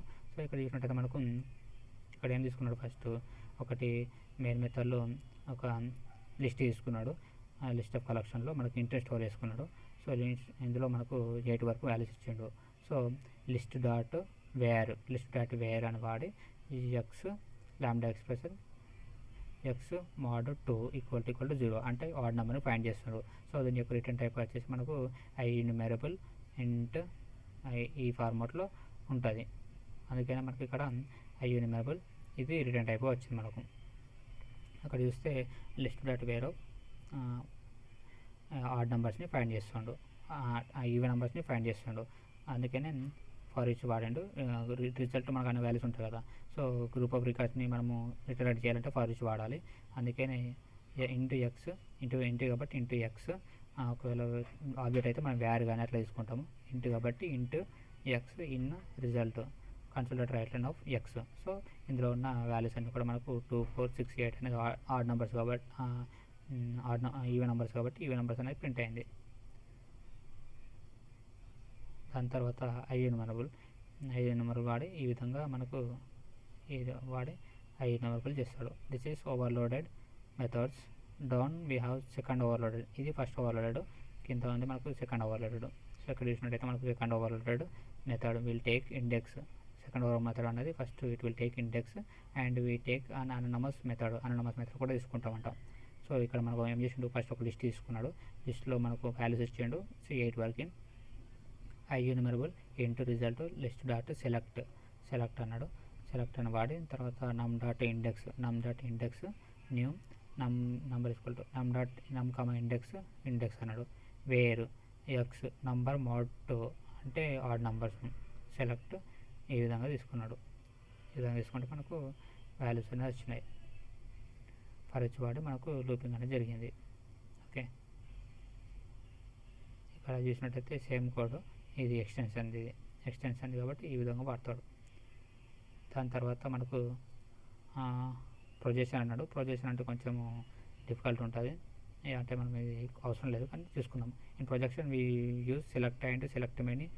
ఇందులో మనం సెలెక్ట్ అండ్ సెలెక్ట్ మెనీ వాడతాము. We have student class with two properties and student has multiple subjects. స్టూడెంట్లో మనకు 2 ప్రాపర్టీస్ ఉన్నాయి, ఒక లిస్ట్ ఉంది. ఆ లిస్ట్లో వచ్చేసి మల్టిపుల్ సబ్జెక్ట్స్ ఉంటాయి కాబట్టి దీనికి లిస్ట్ తీసుకున్నాడు. అలాగే ఒక మెథడ్ కూడా ఉంది, గెట్ ఆల్ మెథడ్ అనేది ఒకటి ఉంది. సో ఇక్కడ చూసినట్టే మనకు ఫస్ట్ ఏం చేసిందంటే స్టూడెంట్ అని క్లాస్ తీసుకున్నాడు. ఇందులో 3 ప్రాపర్టీస్ ఉన్నాయి, నేమ్, జెండరు. ఈ లిస్ట్ అనేది గ్రూప్ ఆఫ్ సబ్జెక్ట్స్ తీసుకున్నాడు, అందుకనే ఇది లిస్ట్ ప్రారంభంగా తీసుకున్నాడు. అయితే మనకు దీనికి ఒక మెథడ్ తీసుకున్నాడు, గెట్ ఆల్ స్టూడెంట్స్ అనే మెథడ్ తీసుకొని అందులో స్టూడెంట్ క్లాస్కి మనం లిస్ట్లో పాస్ చేసినాడు. స్టూడెంట్ని పాస్ చేసి అందులో మనకు స్ట్రింగ్ కలెక్షన్ ఇన్షియలైజర్ వాడి అన్నింటిలో వాల్యూస్ని ఎంటర్ చేసిండు.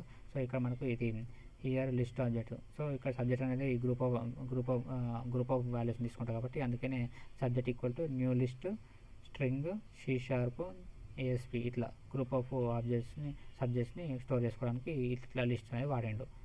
ఓకే, అలాగే ఇక్కడ చూసినట్టయితే మళ్ళీ దాని తర్వాత ఏం చేసిండు, మెయిన్ మెథడ్లో students dot get students of method అని పెట్టేసి dot select std equal to expression new student name gender అనేది తీసుకొని ప్రింట్ చేసిండు. అందుకనే ABBCC జెండర్ అనేది ప్రింట్ అయింది.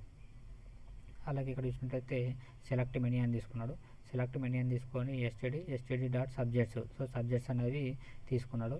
సో సబ్జెక్ట్స్ అనేది తీసుకున్నాడు కాబట్టి మనకు ఇక్కడ ప్రింట్ అయింది. కాకపోతే ఇక్కడ మనకు కొన్ని వాల్యూస్ మనకు ఏంది మనకు డూప్లికేట్ కూడా ప్రింట్ అయినాయి. ఎందుకంటే ఇక్కడ CSRF ఉంది, ఇక్కడ కూడా CSRF ఉంది, ASP ఉంది. అట్లా ఇక్కడ మనకు డూప్లికేట్స్ ప్రింట్ అవ్వదంటే అప్పుడు మనం ఏం చేయాలంటే డిస్టింక్ అనే దాన్ని యూజ్ చేయాలి. సో డిస్టింక్ అనేది వాడితే మనకు డూప్లికేట్స్ అనేది ప్రింట్ అవ్వదు. దాని తర్వాత మనకు ఆర్డర్ ఆపరేటర్ వాడతాము. సో ఆర్డర్ ఆపరేటర్ అనేది మనకు ఇక్కడ కూడా ఉంది.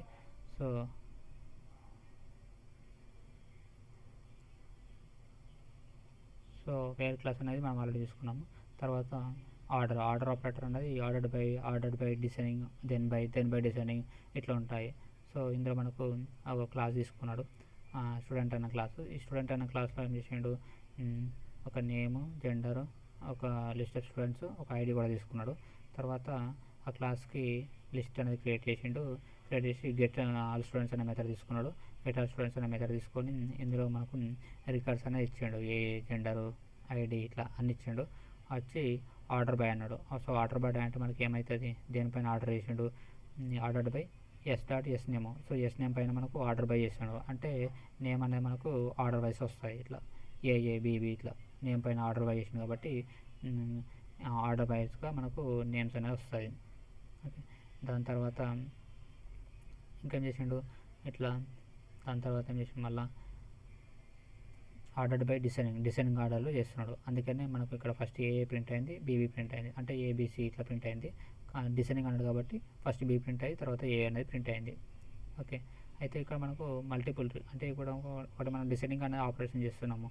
తర్వాత ఇంకొక ఆపరేషన్ మనం చేయాలంటే అప్పుడు మనము మళ్ళీ డిసైనింగ్ అనేది వాడరాదు, ఆర్డర్ పైన వాడలేము. సో అలా టైంలో మనం దేనిపైన యూజ్ చేయాలి. అందుకని ఇక్కడ ఏమన్నాడు, ఓన్లీ సింగిల్ కండిషన్ అయితే మనము ఆర్డర్ బై అనేది యూజ్ చేస్తాము. ఇప్పుడు మల్టిపుల్ కండిషన్స్ అంటే ఆల్రెడీ ఒక కండిషన్ అయిపోయింది, తర్వాత ఇంకో కండిషన్ మనం చేయాలంటే దెన్ బై అనేది యూజ్ చేయాలి. So where result equal to student get all students అన్నాడు. ఆర్డర్డ్ బై ఎస్ నేమ్ అంటే మనకు అన్ని ఆర్డర్డ్ బై అన్నాడు కాబట్టి ఏబిసి ఇట్లా ఆర్డర్ వైస్కి వస్తాయి. దెన్ బై అన్నాడు, మళ్ళీ then by S dot gender. So gender అన్నాడు కాబట్టి జెండర్స్ కూడా మనకు ఆర్డర్ వైస్గా వస్తాయి మనకు, అంటే రెండు కండిషన్స్ కాబట్టి మనము దెన్ బై అనేది యూజ్ చేస్తాం. తర్వాత మనకు రివర్స్ అనే మెథడ్ ఉంది. సో రివర్స్ అనే మెథడ్ ఏం చేస్తా అంటే వాల్యూస్ అనే 1 2 4 ఉన్నాయి కదా, సో వీటిని రివర్స్ చేసుకోవడానికి మనము డాట్ రివర్స్ అనే మెథడ్ వాడితే మనకు వాల్యూస్ అన్నీ కూడా మనకు రివర్స్ ఆర్డర్లో ప్రింట్ అవుతాయి. సో ఇది చూసినట్టయితే మనకు ఇక్కడ మనకు ఆల్రెడీ ఉన్నాయి order by descending, then by descending, reverse అనే మెథడ్ ఉన్నాయి. ఓకే, ఇక్కడ చూసినట్టయితే మనకి ఏమున్నది, ఇక్కడ ఒక క్లాస్ తీసుకున్నాడు, సేమ్ అదే క్లాస్. సో ఆ క్లాస్లో మనకు పెట్టాలి స్టూడెంట్స్ అన్నాడు. అందులో మనకు వాల్యూస్ అనేవి ఉన్నాయి. సో ఏబి ఇట్లా ప్రింట్ అయింది. సో ఫస్ట్ దీనికి మనము క్లాస్ అనేది ఎక్కడ క్రియేట్ చేసిండు అంటే చూద్దాం. ఇక్కడ ఫస్ట్ గ్రూప్ ఆఫ్ ఇక్కడ మనకు లిస్ట్ ఆఫ్ ఆబ్జెక్ట్స్ని క్రియేట్ చేసిండు కదా దీని పరంగా. సో దీన్ని బేస్ చేసుకొని ఇక్కడ ఏం చేసిండు, students dot get all methods ఉన్నాడు. గెట్ ఆల్ మెథడ్స్లో ఏం చేసిండు, ఫర్ ఈచ్ వాడేసి అందులో ఎలిమెంట్ని, స్టూడెంట్ నేమ్ని, జెండర్ని, అంటే వితౌట్ ఆర్డర్ లేకుండా ఓన్లీ ఏమన్నాడు, నేము స్టూడెంట్ అన్నాడు. అందుకనే ఎట్లా వచ్చినాయి మనకు ఇష్టమన్నట్టు వచ్చినాయి. ఫస్ట్ ఎస్ వచ్చింది, బీబీ వచ్చింది, కేకే, టీటీ, ఏఏ ఇట్లా ఇష్టమన్నట్టు వచ్చినాయి. ఇది నార్మల్ అయితే ఒకవేళ ఆర్డర్ బై వాడినాం అనుకోండి, ఇక్కడ మనకు ఇక్కడ ఆర్డర్ బై అన్నాడు, ordered by S dot names అన్నాడు. నేమ్స్ అంటే మనకు నేమ్స్ పైన ఆర్డర్ బై అనేది జరుగుతుంది. అందుకని మనకు ఇక్కడ ఏమొచ్చింది, ABKST అవన్నీ కూడా మనకు ఒక ఆర్డర్ వైస్గా వచ్చినాయి మనకు. So based on the names order by అనేది జరిగింది ఇక్కడ. ఎందుకంటే ఎస్ డాట్ నేమ్ అన్నావు కదా, అంటే ordered by S dot name అన్నాడు కాబట్టి ఆ నేమ్స్ పైన మనకు ఆర్డర్డ్ అనేది జరుగుతుంది. సో ఇక్కడ ప్రింట్ చేసుకున్నప్పుడు ఏమేమి ప్రింట్ చేసిండు, S dot name, yes dot gender. అందుకనే ఈ నేమ్స్, జెండర్ అనేది మనకు ప్రింట్ అయింది. దాని తర్వాత మనం ఏం చేసాడు, మళ్ళీ ఆర్డర్డ్ బై డిసైనింగ్ అని చేసినాడు. ఆర్డర్డ్ బై డిసైనింగ్ అంటే ఏమవుతుంది, దేనిపైన వేసిండు, నేమ్ పైన వేసిండు. అప్పుడు ఏమవుతుంది మనకు డిసైనింగ్ ఆర్డర్లో మనకు వస్తాయి. అందుకని ఇక్కడ మనకు టీ అనేది వచ్చింది, ఎస్, కే, బి, తర్వాత ఏ అనేది లాస్ట్ ప్రింట్ అయింది. ఎందుకంటే డిసైనింగ్ ఆర్డర్ ఫాలో అవుతుంది కాబట్టి మనకు ఆర్డర్డ్ బై డిసైనింగ్ అనేది ప్రింట్ అయింది. అలా ఇక్కడ ఒక ఐడి అనేది యాడ్ చేసుకుంటే ఎక్స్ట్రాగా ఐడి అనేది యాడ్ చేసుకొని ఐడిలో వాల్యూస్ అని ఐడి 1 2 3 ఇట్లా ప్రింట్ చేసుకున్నాడు. సో ఇక్కడ ordered ordered by name then అని వాడండు, అంటే జెండర్ పైన కూడా చేసుకోవాలి. కాబట్టి మనకి ఇక్కడ చూసినట్టయితే మనకు ఏ లైన్ ఉన్నాయి, ఇక్కడ ఏ అనేది ఒకటి ఉంది, ఇంకొకటి కూడా ఏ ఉంది. అంటే ఇక్కడ మనకు నేమ్స్ అనేది 2 ఏలు ఉన్నాయి. సో 2 ఏలు ఉన్నాయి కాబట్టి మనకు ఏ 2 వచ్చింది, 5 వచ్చింది. అంటే ఐడి అనేది ఫస్ట్ది 5 ఉంది కదా, 5 ఉంది, 2 ఉంది. సో ఇవి 2 ప్రింట్ అయినాయి. ఇవి మనకు ఆర్డర్ బైగా వచ్చింది. ఫస్ట్ ఏదైతే ఉందో 2 అనేది ఫస్ట్ ఉంటాయి కదా, సో ఫస్ట్ కాబట్టి 2ది ఫస్ట్ వచ్చింది. తర్వాత 5 అనేది లాస్ట్ కాబట్టి మనకు 5 అనేది లాస్ట్గా ప్రింట్ అయింది. అంటే 2 కండిషన్స్ ఉండాలా, నేమ్ అనేది ఆర్డర్డ్ బై ఉండాలా, అందుకని ఏ అట్లా ప్రింట్ అయింది. తర్వాత జెండర్ కూడా ప్రింట్ చేయమన్నాడు, దెన్ బై జెండర్ అన్నారు. అంటే జెండర్స్ కూడా మనకు నేమ్ ఆర్డర్గా ప్రింట్ కావాలా, అందుకని ఫస్ట్ 2 ఉన్నది కాబట్టి 2ది మనకు 2 ఫస్ట్ ప్రింట్ అయింది. 5 లాస్ట్ ఉన్నది కాబట్టి 5 లాస్ట్ ప్రింట్ అయింది. ఒకవేళ ఇక్కడ మనకు బి అనేది 1 ఉంది అనుకో, అంటే ఏ అనేది 1 ఉంటే అప్పుడు ఆ ఏ అనేది ఫస్ట్ ప్లేస్కి వస్తుంది. అట్లా రెండు కండిషన్స్ని చెక్ చేసుకోవడానికి మనం ఈ దెన్ బై అనేది వాడతాం. ఓకే, ఇక్కడ చూసినట్టయితే మనకు రివర్స్ వాడిండు. సో రివర్స్ అని వాడడం వల్ల మనకు ఇక్కడ రివర్స్ వాడండు. సో రివర్స్ వాడడం వల్ల మనకు వాల్యూస్ అన్నీ కూడా మనకు 10, 9, 8 అనుకుంటే ఇట్లా రివర్స్ ఆర్డర్లో మనకు ప్రింట్ అయింది. సో ఇది దానికి సంబంధించి. తర్వాత ఏముంది, పార్టీషన్ ఆపరేటర్ అన్నాడు. సో పార్టీషన్ ఆపరేటర్ మనకి ఏముంటాయి అంటే take, skip, take value, skip value ఉంటాయి. సో ఇక్కడ చూసినట్టయితే మనకు ఒక స్ట్రింగ్ తీసుకున్నాడు, స్ట్రింగ్ అరే 1, 2, 3, 4 అనేది తీసుకున్నాడు. తర్వాత టేక్ 3 అన్నాడు. మనం ఆల్రెడీ ఇంతకుముందు కనబోదాం అట్లా చూసినాము. టేక్ 3 అంటే ఏమవుతుంది, ఫస్ట్ 3 రికార్డ్స్ని తీసుకుంటుంది. స్కిప్ 3 అంటే ఫస్ట్ 3ని స్కిప్ చేసి మిగతాన్ని ప్రింట్ చేస్తుంది. అది టేక్ 3 దీనికి సంబంధించిన ఆపరేటర్. ఓకే, టేక్ 3 పార్టీషన్ ఆపరేటర్లో మనకు take, skip, take value, skip value అని ఉంటాయి. సో ఇక్కడ చూసినట్టయితే ఇక్కడ ఏం చేసాడు, మనకు ఒక లిస్ట్ అనేది ఉన్నది, స్ట్రింగ్ ఉన్నది, స్ట్రింగ్ ఆఫ్ లిస్ట్ ఉన్నది, 1, 2, 3, 4 అనేది తీసుకున్నాడు. తర్వాత లిస్ట్ డాట్ టేక్ ఆఫ్ 3 అన్నాడు. టేక్ ఆఫ్ 3 అంటే ఫస్ట్ 3 వస్తాయి కదా, ఫస్ట్ 3 అంటే ఫస్ట్ 3 ఉన్నాయి కాబట్టి ఫస్ట్ 3 అనేది మనకు అవుట్పుట్గా వచ్చినాయి. ఓకే, తర్వాత స్కిప్ 3 అన్నాడు. స్కిప్ 3 అంటే ఫస్ట్ 3 అనేది స్కిప్ అవుతాయి, మిగతా ఏమున్నాయి 4, 5, 6 ఉన్నాయి కాబట్టి 4, 5, 6 అనేది మనకు ఇక్కడ ప్రింట్ అయింది. సో దీనికి ఇది తేడా టేక్, స్కిప్కి. ఓకే, దాని తర్వాత టేక్ వాల్యూ అన్నాడు. సో టేక్ వాల్యూ అనేది మనం ఏంటి అంటే ఇక్కడ చూసినట్టయితే టేక్ వాల్యూ అనేది ప్రిడికేట్ని ఫాలో అవుతుంది. సో ప్రిడికేట్ అనేది ఏంటి అంటే ఈచ్ ఎలిమెంట్ పైన ఇటరేషన్ ఆపరేటర్ని ఈచ్ ఎలిమెంట్ పైన ఆపరేషన్ అనేది జరుగుతుంది. సో అందుకని ఇక్కడ ఏమైంది, టేక్ వాల్యూ అనేది తీసుకున్నాడు. టేక్ వాల్యూ తీసుకొని లెంత్ గ్రేటర్ దాన్ 3 అన్నాడు. ఏ వాల్యూస్ అయితే గ్రేటర్ దాన్ 3 ఉంటాయో ఆ వాల్యూస్ని ప్రింట్ చేయమన్నాడు. సో మనకు 3 అనే దాంట్లో 4 ఉన్నాయి కాబట్టి ఫస్ట్ ఏదైతే ఉందో అది మాత్రమే వస్తుంది, మిగతా రావు. అందుకే ఎక్కడైతే కండిషన్ ట్రూ అవుతుందో ఓన్లీ అక్కడ వరకే మనకు తీసుకుంటుంది, రిమైనింగ్ తీసుకోదు.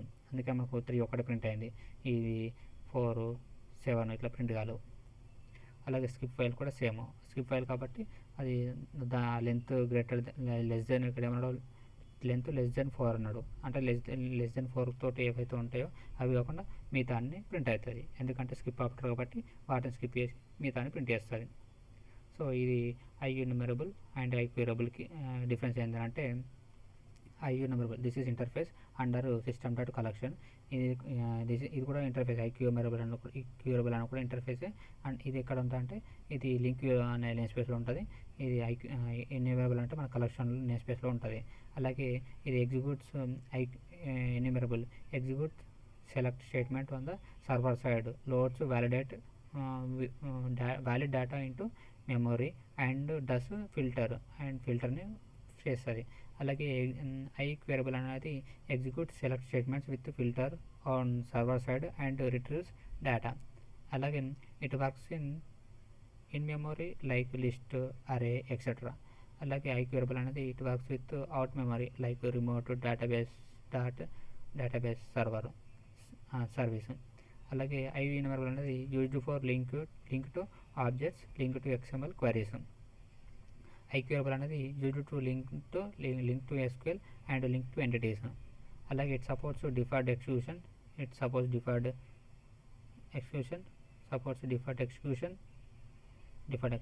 And does not support lazy loading, supports lazy loading. ఇది డిఫరెన్స్ ఇది వీటికి. అలాగే ఇందులో కూడా మనకు 3 టైప్స్ ఉన్నాయి.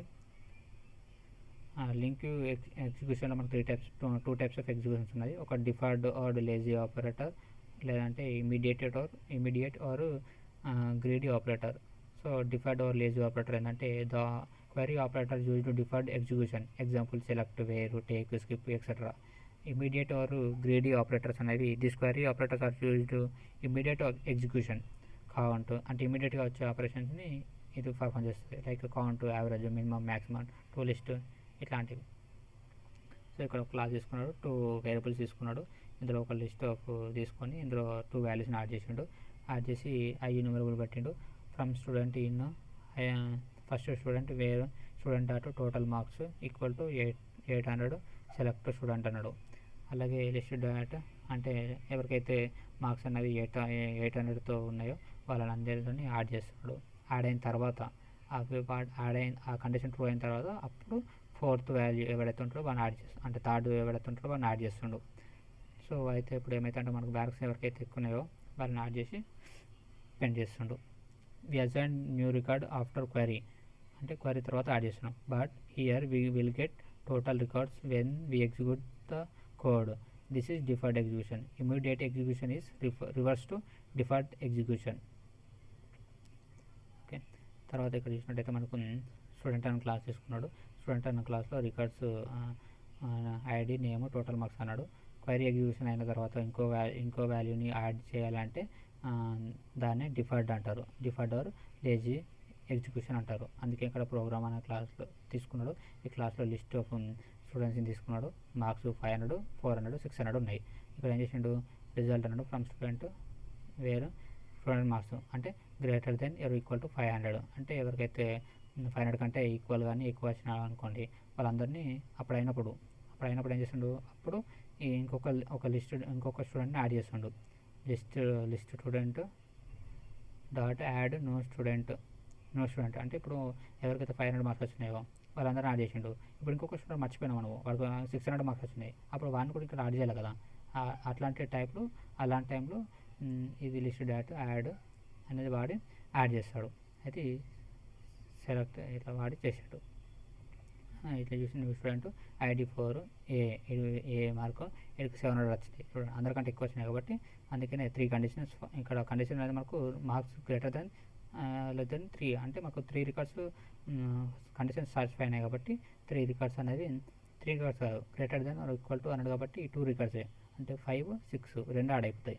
సో 5, 6 యాడ్ అయిన తర్వాత మనము ఈ 6 రికార్డ్ని యాడ్ చేసినాం. అందుకే 700 ప్రింట్ అయింది. 400 అన్న ఒకటి ఇది ప్రింట్ అవ్వలేదు, ఎందుకంటే గ్రేటర్ దెన్ 500 లేదు కాబట్టి అది ప్రింట్ అవ్వలేదు. తర్వాత మనకు కన్వర్షన్ ఆపరేటర్ ఉంది. కన్వర్షన్ ఆపరేటర్ అంటే ఏంటి అంటే ఇది కొంచెం అడ్వాన్స్ టాపిక్ ఇది. సో ఇందులో మనకు 2 లిస్ట్ 2 అరే అంటే ఒకరి నుంచి ఇంకో దానికి కన్వర్ట్ చేసుకోవడానికి ఇది వాడతాము. 2 list 2 array 2 dictionary 2 lookup, cast, of type, enumerable, queryable ఇట్లా వాడతాము. సో ఇందులో మనకు ఒక నంబర్ తీసుకున్న 2 లిస్ట్ని. సో లిస్ట్ని ఏం చేసినట్టే నంబర్స్ డాట్ 2 లిస్ట్ ఇంటికి మారుస్తుంది చూడండి. అంటే లిస్ట్ నుంచి ఇంటికి మారుస్తుంది, ఇలా మార్చి ఆ వాల్యూస్ని ప్రింట్ చేస్తుండు. ఒకవేళ అరేకి మనము కన్వర్ట్ చేయాలంటే అరేకి అంటే ఇక్కడ మనకు ఇంట్ అంటే ఇది జనరిక్ టైప్ ఉంది. సో జనరిక్ టైప్ని మనము 2 అరేకి మార్చడానికి ఈ విధంగా చేస్తుండు. తర్వాత 2 డిక్షనరీ అంటే dictionary must have unique key ఉండాలి కాబట్టి ఇందులో ఏం చేసిండు మనకు స్ట్రింగ్స్ ఉన్నాయి. సో స్టూడెంట్ తీసుకొని ఒక్కొక్క వాల్యూని యాడ్ చేసిండు. యాడ్ చేసి ఇంట్రెస్టింగ్గా తీసుకొని ఈ విధంగా ఫారెన్కి తీసుకున్నాడు. For each of key value pair అన్నాడు. డిక్షనరీలో కీ వాల్యూ పేరు ఉంటాయి కాబట్టి సో ఆ విధంగా ఆపరేషన్ పర్ఫామ్ చేసిండు. సో ఇక్కడ చూసినట్లయితే మనకు ఇక్కడ ఏం చేసిండు, first ID, name, total marks తీసుకున్నాడు. తర్వాత క్లాస్ తీసుకొని ఇందులో నమ్స్ డాట్ 2 లిస్ట్ అన్నాడు. సో 2 లిస్ట్ అనేసి అన్నసరికి మనకు ప్రింట్ అవుతుంది. తర్వాత 2 లిస్ట్ 2 అరేకి మార్చడానికి. So converting list to dictionary format. List నుంచి డిక్షనరీ ఫార్మాట్గా ఇది లిస్ట్ కదా, ఈ లిస్ట్ ఇది మొత్తం లిస్ట్. సో లిస్ట్ని డిక్షనరీగా మార్చాలంటే లిస్ట్ డాట్. సో లిస్ట్లో మనకు అన్ని రికార్డ్ స్టోర్ అవుతాయి కదా, ఎందుకంటే లిస్ట్ డాట్ యాడ్ అయినా కాబట్టి ఈ లిస్ట్ అన్ని కూడా మనకు ఇది నార్మల్, ఇది కన్వెన్షనల్ కలెక్షన్ కాదు, ఇది నార్మల్లీ. అందుకని లిస్ట్ డాట్ యాడ్ అన్నాం కాబట్టి అన్ని రికార్డ్స్ అన్నాం మనకు లిస్ట్లో యాడ్ అవుతాయి. సో లిస్ట్ డాట్ 2 డిక్షనరీ అన్నాడు. సో టు డిక్షనరీ అంటే అప్పుడు అది డిక్షనరీలోకి మారిపోతాయి. డిక్షనరీలోకి అంటే మనకు కీ వాల్యూ పేరుతో మార్చిపోతాయి. అందుకనే ఎక్స్ డాట్ ఐడి అన్నాడు, ఎక్స్ డాట్ నేమ్ అన్నాడు. సో ఇవి రెండు కూడా మనకు ప్రింట్ అయిపోతాయి. ఇక్కడ చూస్తే key value pair int string greater than object in list key value print చేసింది కాబట్టి 112 ఇట్లా రికార్డ్స్ అనేది ప్రింట్ అయింది. తర్వాత ఇక్కడ ఏం చేసింది, ఇంకా స్టూడెంట్లో సేమ్ అదే దాంట్లో ఇక్కడ ఒక రికార్డ్ తీసుకున్నాడు. సో ఇది టూ లుక్అప్ అన్నాడు, టూ లుక్అప్ కార్డ్ చేసిండు. టూ లుక్అప్ కార్డ్ చేయడం వల్ల మనకు రికార్డ్స్ అనేవి దేనిపైన తీసుకున్నాడు, ఎక్స్ డాట్ జాబ్ పైన తీసుకున్నాడు. ఇట్లా తీసుకోవడం వల్ల ఏమైంది అని అంటే senior software engineer, senior software engineer సపరేట్గా మనకు ప్రింట్ అయినాయి. సో డిక్షనరీ అనేది డూప్లికేట్స్ ప్రింట్ అవ్వవు, కానీ లుకప్లో డూప్లికేట్స్ ప్రింట్ అవుతాయట. సో అందుకనే ఇప్పుడు మనకు డూప్లికేట్స్ అనేది ప్రింట్ అవ్వలేదు. కానీ లుకప్లో చూసినట్టయితే మనకు లుకప్లో ఏమున్నది, డూప్లికేట్స్ ప్రింట్ అయిందా, ఇక్కడ కూడా ప్రింట్ అవ్వదు. కానీ డూప్లికేట్ రికార్డ్స్ లేవు కాబట్టి మనకు ప్రింట్ అవ్వలేదు. అంటే ఏబీపీసీ ఇట్లా ఉన్నాయి కదా, డూప్లికేట్స్ లేవు కాబట్టి మనకు డూప్లికేట్ అనేది ప్రింట్ అవ్వలేదు. ఇక్కడైతే డూప్లికేట్లు ప్రింట్ అవుతాయి అంటే లుకప్లో, కానీ డిక్షనరీలో మనకు డూప్లికేట్ అనేది ప్రింట్ అవ్వవు. అది మనకు మెయిన్ డిఫరెన్స్. సో ఎస్సీ అంటే సాఫ్ట్వేర్ ఇంజనీరు, ఎస్డబ్ల్యూ అంటే సీనియర్ సాఫ్ట్వేర్ ఇంజనీరు. సో ఇక్కడ చూసినట్లయితే కన్వర్టింగ్ లిస్ట్ టు ఇంట్, లిస్ట్ నుంచి ఇంట్కి ఫార్మాట్ చేయడానికి ఏం చేసిన అంటే ఇక్కడ ఒక అరేస్ తీసుకున్నాడు. అరే ఆఫ్ లిస్ట్ నుంచి లిస్ట్ డాట్ క్యాస్ట్ వాడి ఇంట్గా మార్చిండు. సో ఇంట్గా మార్చడం వల్ల వాల్యూస్ అన్న మనకు ఇంటిజర్ రూపంలో మార్చిండు. తర్వాత ఇక్కడ కూడా ఏం చేసిండంటే లిస్ట్ డాట్ క్యాస్ట్ ఇంట్ అన్నాడు. ఇంట్ అని చెప్పేసి ఇక్కడ మనం ఏం చేసిండు, స్ట్రింగ్ యాడ్ చేసిండు. స్ట్రింగ్ యాడ్ చేసేటప్పుడు మనకి ఎర్రర్ ఏమొస్తుంది, system dot invalid caste operator, అంటే ఇన్వాలిడ్ క్యాస్ట్ ఆపరేటర్ కాబట్టి మనకి ఎర్రర్ వస్తుంది. సో ఇది మనకు ఇట్లా మనకు ఎర్రర్ చూపెట్టదు అనుకుంటే అప్పుడు ఏం చేయాలంటే ఆఫ్ టైప్ అనేది వాడాలి. సో ఆఫ్ టైప్ అని వాడితే ఏమైతే అంటే నువ్వు ఇట్లా యాడ్ చేసినా కానీ మనకి ఎప్పుడైతే రికార్డ్ ప్రింట్ చేస్తావు, ప్రింట్ చేసినప్పుడు ఆ వాల్యూ అనేది యాడ్ అవ్వదు, కానీ ఎర్రర్ చూపెట్టదు. సో ఇట్లా మనం ఓన్లీ క్యాస్ట్ అని వాడినాం అనుకోండి, ఇప్పుడు ఇట్లా యాడ్ చేస్తే మనకు ఎర్రర్ చూపిస్తుంది, అంటే మిగతా రికార్డ్ని ప్రింట్ చేయలేదు ఇలా. కానీ ఇక్కడ ఏమైతే అంటే ఆ రికార్డ్ని ఇగ్నోర్ చేసి రిమైనింగ్ ఏమైతే ఉంటే అవన్నీ ప్రింట్ చేస్తుంది. అందుకనే so if you add string to int like ఇట్లా this dot add of ABC అని అనుకోండి, దెన్ ఇన్వాలిడ్ క్యాస్ట్ ఎక్సెప్షన్ ఒక వస్తుంది. అలాగే to do that we will use of type అనే మెథడ్ వాడదాము. సో ఆఫ్ టైప్ అనేది వేరే టైప్ ఇస్తే దాన్ని ఇగ్నోర్ చేసి రిమైనింగ్ని ప్రింట్ చేస్తుంది, కానీ ఎక్సెప్షన్ని మాత్రం ఇవ్వదు, అంతే కదా. సో టైప్ ఆఫ్ వాడితే ఎక్సెప్షన్ ఇవ్వదు, రిమైనింగ్ ఎలిమెంట్స్ని ప్రింట్ చేస్తుంది. అలాగే ఇక్కడ చూసినట్టయితే మనకు ఒకటి ఏముంది, grouping operators, grouping by single key, grouping by multiple key. So SQL like syntax వాడి లేదా లాంబ్డా సింటాక్స్ వాడి చేయొచ్చు. సో ఎస్క్యూఎల్ లైక్ సింటాక్స్ అయితే with sorting the element of a group, lambda expression syntax with sorting the elements of a group. So grouping multi keys like with sorting the elements of group same. So ఇక్కడ ID name string standard age తీసుకున్నాడు. So ఇందులో values అని add చేసి so here మనకు student అనేది ఇక్కడ ఏముంది, student. So here STD student అంటే అన్ని రికార్డ్స్, అంటే స్టూడెంట్ అంటే మనకు ఫారెస్ట్లో కదా, స్టూడెంట్ అంటే అన్ని రికార్డ్స్లో వస్తాయి. బట్ మనకి 10th standard and 11th standard అట్లా సపరేట్గా. సో ఇక్కడ చూసినట్టు మనకు స్టాండర్డ్స్ 10th 11th 12th అట్లా ఉన్నాయి కదా. సో అన్ని 11th 12th స్టాండర్డ్ వాళ్ళకి సపరేట్గా, 10th వాళ్ళ సపరేట్గా ఇట్లా అన్ని రికార్డ్స్ రావాలంటే అప్పుడు ఏం చేయాలంటే గ్రూప్ చేయాలి. సో అంటే ఆర్డర్డ్గా రావాలి అంటే అంటే గ్రూప్గా రావాలంటే అప్పుడు ఏం చేయాలి, గ్రూప్ అనేది వాడాలి. ఒక ఆర్డర్గా రావాలంటే ఆర్డర్డ్ బై అనేది యూజ్ చేయాలి అండ్ చేయాలి. అది స్టాండర్డ్ని బేస్ చేసుకొని, అంటే మనకు స్టాండర్డ్ కదా, స్టాండర్డ్ ఏదైతే ఉందో స్టాండర్డ్ని బేస్ చేసుకొని మనము ఆపరేషన్ని చేయాలి. సో స్టాండర్డ్ అనేది ఈ గ్రూప్లో ఉంటుంది. సో ఈ గ్రూప్ అనే దాంట్లో ఉంటుంది. సో ఆ కాలమ్ని బేస్ చేసుకొని చేయాలి. సెలెక్ట్ అయిన తర్వాత సెలెక్ట్ చేయాలి. So we will use select group. Select అయిన తర్వాత సెలెక్ట్ చేయాలి కాబట్టి అప్పుడు సెలెక్ట్ గ్రూప్ అనేది వాడతాం. అందుకే ఇక్కడ చూసినట్టయితే మనకి ఏమున్నది అంటే ఇక్కడ ఒక స్టూడెంట్ అని క్లాస్ తీసుకున్నాడు, ఐడి నేమ్ స్టూడెంట్ ఏజ్ తీసుకున్నాడు, స్టాండర్డ్ తీసుకున్నాడు. So grouping operators are of two types, group by single key, group by multiple keys, రెండు ఉంటాయి. ఓకే, ఇక్కడ మనకు లిస్ట్ తీసుకున్నాడు, స్టూడెంట్ ఆఫ్ లిస్ట్ తీసుకున్నాడు, ఒక మెథడ్ కూడా తీసుకున్నాడు గెస్ట్ స్టూడెంట్స్ అని. సో ఇందులో మనకు ఐడి నేమ్ ఏజ్ స్టాండర్డ్ అంటే ఇంట్లో మనకు 12th స్టాండర్డ్ వాళ్ళు ఉన్నారు, 10th స్టాండర్డ్ వాళ్ళు ఇట్లున్నారు. అంటే 2 స్టాండర్డ్స్ వాళ్ళు డిఫరెంట్గా లొకేషన్స్లో ఉన్నారు. సో వీళ్ళని చేయడానికి ఏం చేసిండు, ఫస్ట్ ఇక్కడ based on the standard. So స్టాండర్డ్ని తీసుకొని మనకు గ్రూప్ చేయాలి కాబట్టి from student, in student, get student వాడి ఇది SQLite ఇది ఈ గ్రూప్ వాడి గ్రూప్ బైకి గ్రూప్ ఇక్కడ ఏం చేసిండు స్టాండర్డ్ గ్రూప్కి అన్నాడు. సో గ్రూప్కి అన్నాడు కాబట్టి గ్రూప్ అనేది జరుగుతుంది. అందుకని అప్పుడు ఆర్డర్ చేసినప్పుడు మనకి ఏమైందంటే 10th స్టాండర్డ్ వాళ్ళు మనకు ఆర్డర్ ఒక దగ్గర వచ్చారు, 12th స్టాండర్డ్ వాళ్ళు ఒక దగ్గర వచ్చారు మనకు.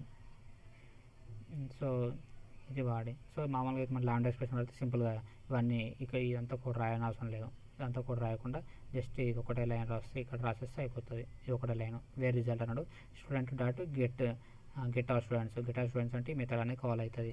కాల్ అయిన తర్వాత డాట్ గ్రూప్ బై అన్నాడు. సో గ్రూప్ బై అనేది తీసుకుంటే గ్రూప్ బై తీసుకున్నాడు. దేనిపైన ఆపరేషన్ చేస్తున్నాడు, ordered by S dot key అన్నాడు. ఎస్ డాట్ కీ అంటే మనకు దీన్ని పెట్టుకొని ఆపరేషన్ అనేది జరుగుతుంది. కేసుని బై చేసుకొని మనకు ఆపరేషన్ అనేది జరుగుతుంది. అంటే ఎస్ అంటే ఇప్పుడు అన్నాడు ఎస్ డాట్ స్టాండర్డ్ అన్నాడు. సో ఎస్ డాట్ స్టాండర్డ్ అన్నాడు కాబట్టి ఫస్ట్ ఎస్ డాట్ స్టాండర్డ్ అన్నాడు. స్టాండర్డ్ అంటే మనకు ఈ స్టాండర్డ్ అనేది కాలంని తీసుకుంటుంది. ఆర్డర్డ్ బై అన్నాడు. ఆర్డర్డ్ బై అంటే మనకు అన్నీ కూడా మనకు 12 ఉన్నాయి అన్ని పైనకి వస్తాయి, 10 ఉన్నాయి అన్ని కిందికి వచ్చేస్తాయి. లేదు ఆర్డర్డ్ బై అన్నాడు కాబట్టి 10 ఫస్ట్కి వస్తాయి, 12 కిందికి వచ్చేస్తాయి. వచ్చిన తర్వాత ఎస్ డాట్ కీ అన్నాడు కాబట్టి అవి 12 సపరేట్గా అట్లా అయిపోతాయి. సో ఇక్కడ చూసినట్టయితే మనకు లిస్ట్ తీసుకున్నాడు. సో ఏజ్ ఇట్లా స్టాండర్డ్ తీసుకున్నాడు. తర్వాత ఎలిమెంట్ ఆపరేటర్ తీసుకున్నాడు. సో ఎలిమెంట్ ఆపరేటర్ కొంచెం ఇంపార్టెంట్, ఇది మనకు ఇక్కడ కూడా ఉంది. సో ఎలిమెంట్ ఆపరేటర్ మనకి ఏమన్నా అంటే first default, last default, element default, single default, అలాగే డిఫాల్ట్ ఎంటీ ఉన్నాయి. సో ఫస్ట్ డిఫాల్ట్ అని ఏంటి అంటే ఫస్ట్ మనకు ఒక నెంబర్ తీసుకున్నాడు 1 2 3 4 5 అనేది. So into result equal to నమ్ డాట్ ఫస్ట్ అన్నాడు. సో ఫస్ట్ అంటే ఏమైతే అంటే మనకు ఫస్ట్ వాల్యూ 2 ఉన్నాయి కాబట్టి 1 ఉంది కాబట్టి 1 అనేది మనకు ప్రింట్ అవుతుంది. రిజల్ట్ ఫస్ట్ ప్లేస్లో ఉంది కాబట్టి మనకు ఫస్ట్ ఎలిమెంట్ అనేది ప్రింట్ అవుతుంది. తర్వాత నమ్స్ డాట్ ఫస్ట్ ఆఫ్ అన్నాడు. అయితే ఇక్కడ మనకు ఎంటీ తీసుకున్నాడు. ఎంటీ తీసుకొని ఫస్ట్ అన్నాడు ఏం లేవు కాబట్టి ఎంటీ ఉన్నాయి కదా, ఎంటీ కాబట్టి కానీ నేను ఫస్ట్ టైం కాల్ చేసినావు అప్పుడు ఏమైతే అంటే ఇన్వాలిడ్ అవుట్పుట్ ఇన్వాలిడ్ ఆపరేషన్ అనేది జరుగుతుంది. ఎందుకంటే ఇక్కడ ఏం లేవు కాబట్టి మనకు ఇన్వాలిడ్ అనే ఎక్సెప్షన్ వస్తుంది. సో అట్లా ఎక్సెప్షన్ రావద్దు అంటే ఎంటీ ఉన్నప్పుడు ఎంటీ పెట్టాలా, కానీ మనకు ఎక్సెప్షన్ రావద్దు అంటే అప్పుడు ఏం చేయాలంటే ఈ ఫస్ట్ డిఫాల్ట్ అనేది దాన్ని యూజ్ చేయాలి. అందుకే ఇప్పుడు మనకు ఎంటీ తీసుకున్నాడు. కానీ నమ్స్ డాట్ ఫస్ట్ డిఫాల్ట్ అంటే ఏమైందంటే మనకు అవుట్పుట్లో మనకు ఎర్రర్ రాదు, returns default value of type here type is ఇంట్. ఇక్కడ మనకు టైప్ అయింది ఇంట్ కాబట్టి అప్పుడు మనకు డిఫాల్ట్ రిటర్న్ టైప్ అయింది ఇంట్కి 0 కాబట్టి మనకు 0 అనేది రిటర్న్ అయింది, కానీ ఎర్రర్ అనేది చూపెట్టలేదు. సో సేమ్ ఇదే విధంగా లాస్ట్కి. సో లాస్ట్ అంటే ఏంటంటే మనకు లాస్ట్ వాల్యూ ఏముంది 5 ఉంది కాబట్టి 5ని రిటర్న్ చేస్తుంది. అలాగే ఇప్పుడు ఎంటీ తీసుకొని లాస్ట్ని కాల్ చేసినాం అనుకో అప్పుడు ఏమవుతుంది అంటే మనకు ఎక్సెప్షన్ చూపిస్తాయి ఇన్వాలిడ్ అనేది.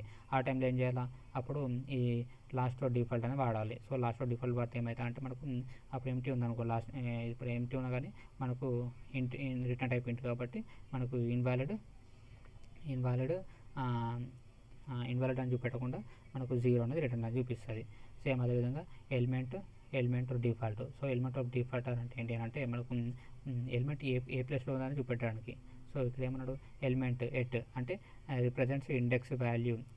ఎగ్జాంపుల్ ఎలిమెంట్ ఎట్ ఆఫ్ 4 అన్నాడు. ఎలిమెంట్ ఎట్ ఆఫ్ 4 అంటే మనకు 4th ప్లేస్లో ఎలిమెంట్ ఏముంది 1 2 0 అని స్టార్ట్ అవుతుంది కాబట్టి 4th ప్లేస్ మనకు 5 ఉంది. సో అవుట్పుట్ అనేది 5 ప్రింట్ అవుతుంది.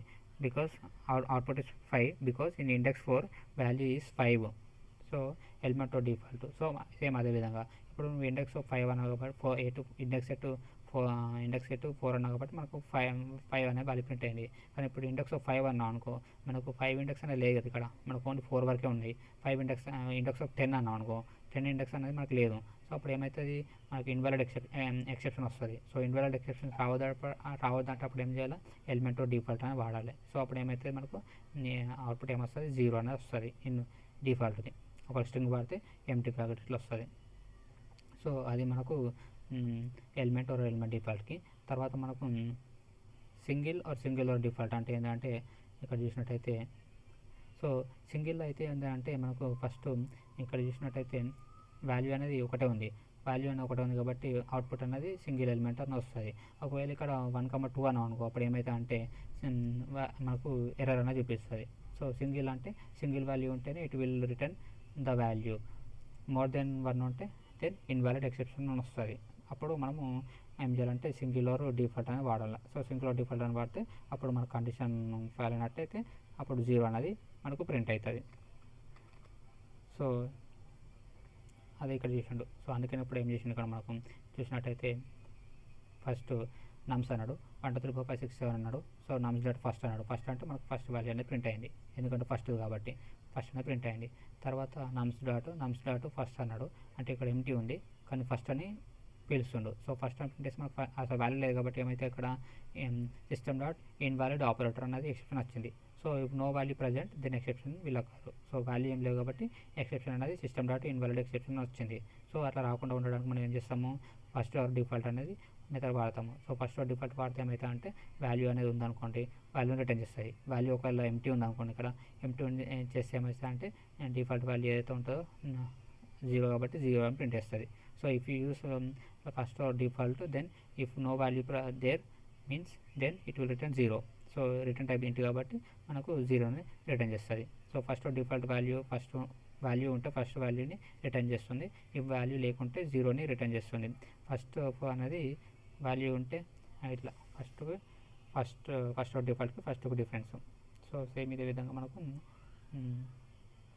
ఇక్కడ చూసినట్టుగా మనకి ఏముంది, ఇక్కడ లాస్ట్ డిఫాల్ట్ అన్నాడు. లాస్ట్ డిఫాల్ట్ అంటే మనకి ఏమవుతుంది, లాస్ట్ డిఫాల్ట్ ఇక అసలు ఏం లేదు కాబట్టి ఏమవుతుంది అంటే మనకు అవుట్పుట్ అనేది 0 వస్తుంది.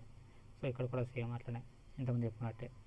సో ఎలిమెంట్ ఎట్ ఆఫ్ 4 అన్నాడు. సో ఎలిమెంట్ ఎట్ ఆఫ్ 4 అంటే 0 1 2 3 4, 4లో 5 ఉంది కాబట్టి మనకు అవుట్పుట్ అనేది 5 వచ్చింది. ఓకే, ఒకవేళ ఎలిమెంట్ ఆఫ్ డిఫాల్ట్ అంటే సేమ్ అంతే, ఎలిమెంట్ లేకుంటే మనకు 0 ప్రింట్ అవుతుంది. సో సింగిల్ వాల్యూ అంటే ఇప్పుడు సింగిల్ అన్నాడు అంటే సింగిల్ వాల్యూ ఉంది కాబట్టి వాల్యూ అనేది ప్రింట్ అవుతుంది. ఒకవేళ వాల్యూ లేకుంటే మనకు ఎక్సెప్షన్ వస్తుంది. అని దాన్ని హ్యాండిల్ చేయడానికి వాల్యూ డిఫాల్ట్ అనేది వాడతాము. అది వాడితే మనకు ఎర్రర్ అనేది చూపెట్టదు. సో ఇది మనకు సింగిల్ దానికి సంబంధించిన వాల్యూ. సో ఇక్కడ చూసినట్టయితే మనకు ఇక్కడ కూడా క్లియర్గా ఏమని ఇచ్చిండు, element at. So element at ఏంటంటే first index 1 is index. So ఇండెక్స్ని బట్టి మనకు వాల్యూ అన్నారు, ఎందుకంటే ఇక్కడ ఎలిమెంట్ ఎట్ 1 అన్నాడు. 1 అంటే మనకు 1లో అనే ఇండెక్స్లో ఏముంది, వాల్యూ 1 ఉంది కాబట్టి 1 అనే అవుట్పుట్ వస్తుంది. అలాగే ఇక్కడ ఎలిమెంట్ ఎట్ 1 అన్నాడు, ఇక్కడ ఏం వాల్యూ లేదు, లేదంటే మనకు ఎర్రర్ చూపిస్తుంది. సో దాన్ని హ్యాండిల్ చేయడానికి ఎలిమెంట్ ఎట్ ఆఫ్ డిఫాల్ట్ అనేది అట్లా వాడతాం. సో సింగిల్ డిఫాల్ట్ ఇట్లా వాడతాం. సో ఇక్కడ చూసినట్టయితే డిఫాల్ట్. సో డిఫాల్ట్ ఏంటి అంటే డిఫాల్ట్ ఇక్కడ చూసినట్టయితే 1 2 3 తీసుకున్నాడు. డిఫాల్ట్ ఆర్ ఎంటీ అన్నాడు. డిఫాల్ట్ ఆర్ ఎంటీ అంటే కన్సోల్ రైట్ ఆఫ్ I అన్నాడు. I1 ప్రింట్ చేస్తే మనకి అయితే 1 2 3 కాబట్టి 1 2 3 అనేది ప్రింట్ అయింది. తర్వాత ఇక్కడ ఏం చేసినట్టు, ఇక్కడ ఎంటీ ఉన్నది. ఎంటీ ఉంటే డిఫాల్ట్ ఆర్ ఎంటీ అంటే మనకు కన్సోల్ రైట్ ఆఫ్ ఏం చేస్తే ఏమన్నాడు, అవుట్పుట్ అనేది 0 వచ్చింది. ఓకే, అలాగే ఇట్లా 0 అని కాకుండా అంటే డిఫాల్ట్ అయితే మనకు డైరెక్ట్గా చూపిస్తుంది. ఓకే, ఎలిమెంట్ ఇఫ్ ఎంటీ అన్నాడు. Numbers dot default if empty అన్నాడు. అయితే ఎంటీ అంటే ఎంత మనకు 0 ప్రింట్ అవుతుంది. ఒకవేళ 0 అవ్వకుండా మనకు ఇష్టం వచ్చిన పేరు అంటే ఇప్పుడు మనకు అప్పుడు ఎర్రర్ ఉంది అంటే మనకు అమెజాన్ లోగో ప్రింట్ కావాలా, అంటే ఎర్రర్ ఉంటే అమెజాన్లో ఎర్రర్ అనే పేజ్కి నావిగేట్ కావాలంటే అట్లాంటి టైంలో. సో ఇక్కడ డిఫాల్ట్ మనకు ఎంటీ అని ఇలా 100 ఇచ్చాం అనుకో, ఇప్పుడు ఎంటీ ఉంటే అప్పుడు డిఫాల్ట్ వాల్యూ ఏదైతే ఉంటుందో అది ప్రింట్ అవుతుంది. సో ఇక్కడ చూసినట్టయితే డిఫాల్ట్ ఆఫ్ 100 అన్నాడు, అంటే ఇప్పుడు వాల్యూస్ ఉన్నాయి కాబట్టి వాల్యూస్ ప్రింట్ అయినాయి. ఒక వాల్యూస్ లేకుంటే 100 కాబట్టి 100 ప్రింట్ అవుతుంది. సో ఆ విధంగా. తర్వాత సెట్ ఆపరేటర్. సో సెట్ ఆపరేటర్లో మనకు డిస్టింక్, యూనియన్, ఇంటర్సెక్ట్, ఎక్సెప్ట్ ఇట్లున్నాయి. సో సెట్ ఆపరేటర్స్లో ఏమున్నాయి, ఇట్లున్నాయి మనకు. సో ఇందులో మనకు డిస్టింక్ అంటే ఏంటంటే రిటర్న్స్ యూనిక్ ఎలిమెంట్ని రిటర్న్ చేస్తుంది.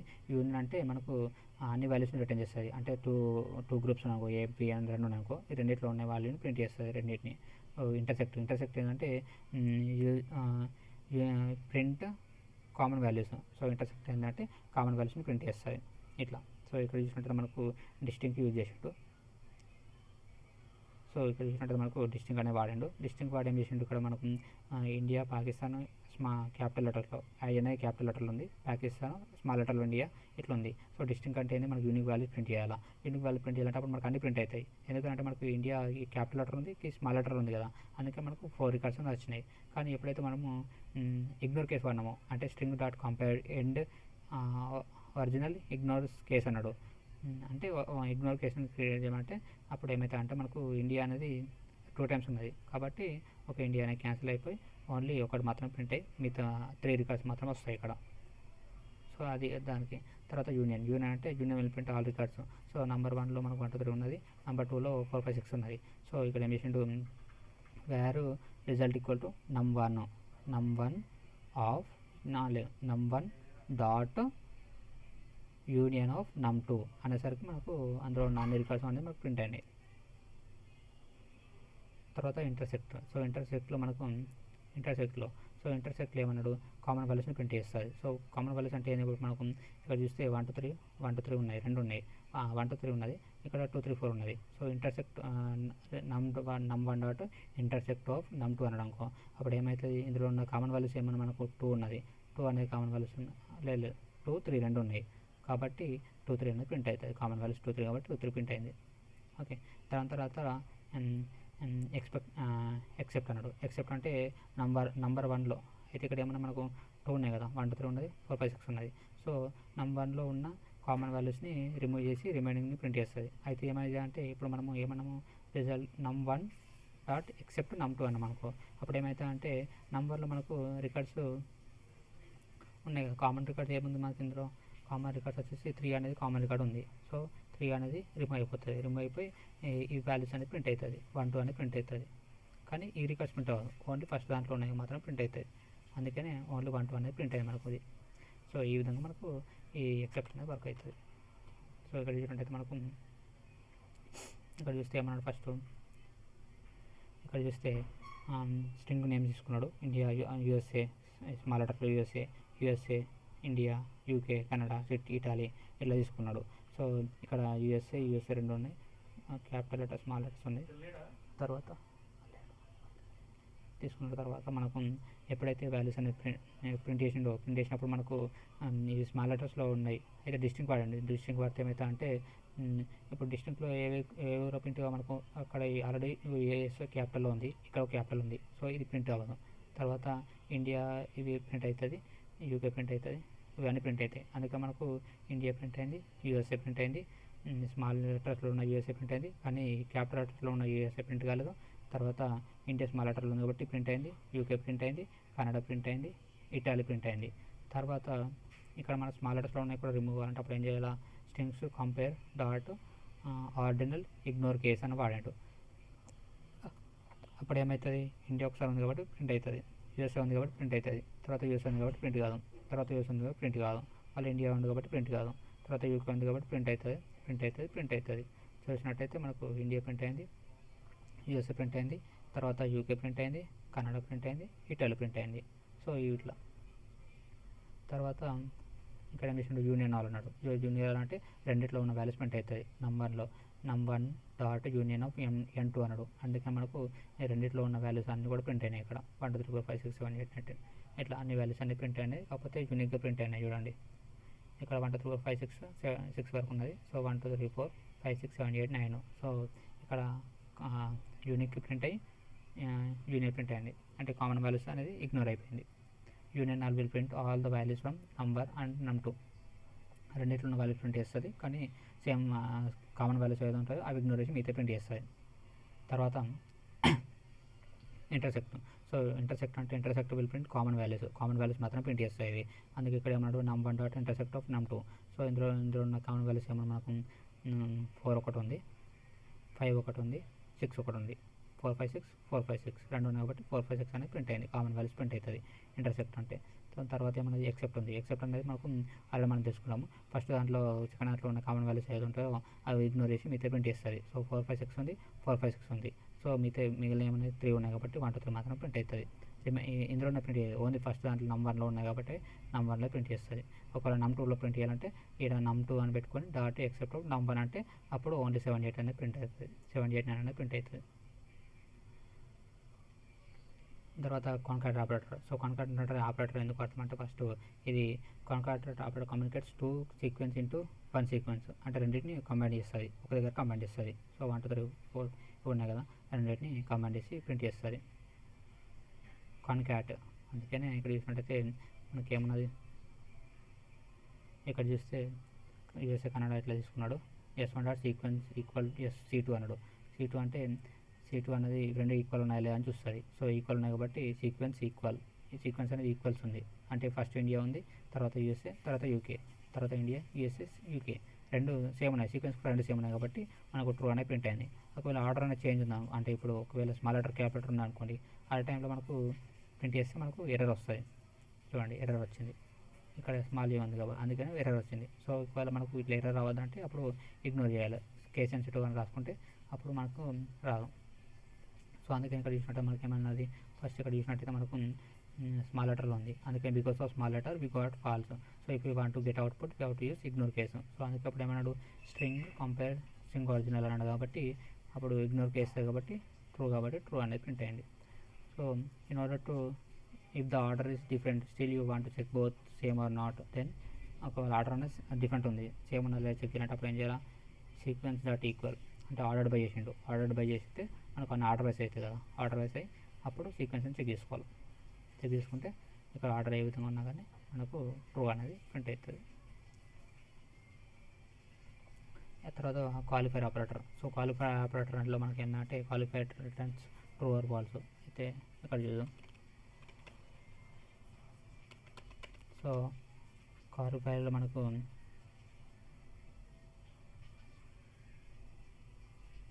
క్వాలిఫైర్లో ఏంటంటే ఇట్ రిటర్న్స్ ట్రూ ఆర్ ఫాల్స్ను రిటర్న్ చేస్తుంది. క్వాలిఫైర్ అనేది ట్రూ ఆర్ ఫాల్స్ను రిటర్న్ చేస్తుంది depending on whether if some or all the elements is sequence satisfies all condition, అంటే కొన్ని లేదా అన్ని సాటిస్ఫై అనే కండిషన్ లేదని చూస్తుంది. సో ఇందులో మనకు ఆల్ ఎన్ని కంటెంట్స్ అని ఉంటుంది. సో ఆల్ ఏంటంటే అన్ని కండిషన్స్ సాటిస్ఫై అయితేనే ట్రూ రిటర్న్ చేస్తుంది, లేకుంటే ఫాల్స్ రిటర్న్ చేస్తుంది. ఎనీ ఏంటంటే ఇప్పుడు వాల్యూస్ అనేవి ఉన్నాయి అనుకోండి, వాల్యూస్ ఉంటే ట్రూ రిటర్న్ చేస్తుంది, వాల్యూస్ లేకుంటే ఫాల్స్ రిటర్న్ చేస్తుంది. సో కంటెంట్స్ అనేది కూడా కొంచెం డిఫరెంట్ ఉంటుంది, చూద్దాం. సో ఇక్కడ చూసుకుంటే మనకు ఆల్ అనే దాంట్లో ఏమున్నది, ఇప్పుడు 1 2 3 4 ఉన్నది. సో నేమ్ డాట్ ఆల్ అని వాడి X greater than less than 5. So ఈ వాల్యూస్ అన్నీ కూడా లెస్ దెన్ 5 కదా, అన్ని కండిషన్స్ ట్రూ కాబట్టి మనకు కండిషన్ ట్రూ ప్రింట్ అయింది. అలాగే ఎనీ అంటే ఇందులో మనకు చూసినట్టయితే 1 2 3 4 అన్నాడు. అయితే ఇక్కడ మనకు వాల్యూస్ అనేవి ఉన్నాయి కదా, ఎంటీ లేదు కాబట్టి ఎనీ అంటే అప్పుడు మనకు ట్రూ అనేది ప్రింట్ అయింది. అప్పుడు ఒకవేళ వాల్యూస్ అనేది ఏం లేవు, ఈ వాల్యూస్ అన్నీ లేవు అనుకో, అప్పుడు ఎనీ అని టైప్ చేస్తే మనకు ఫాల్స్ అనేది అవుట్పుట్ వస్తుంది. తర్వాత కంటెంట్స్. సో కంటెంట్స్ ఏంటంటే వాల్యూ అనేది ఉందా లేదా అని చెక్ చేస్తుంది. సో ఇక్కడ చూసినట్టు మనకి ఏమున్నది,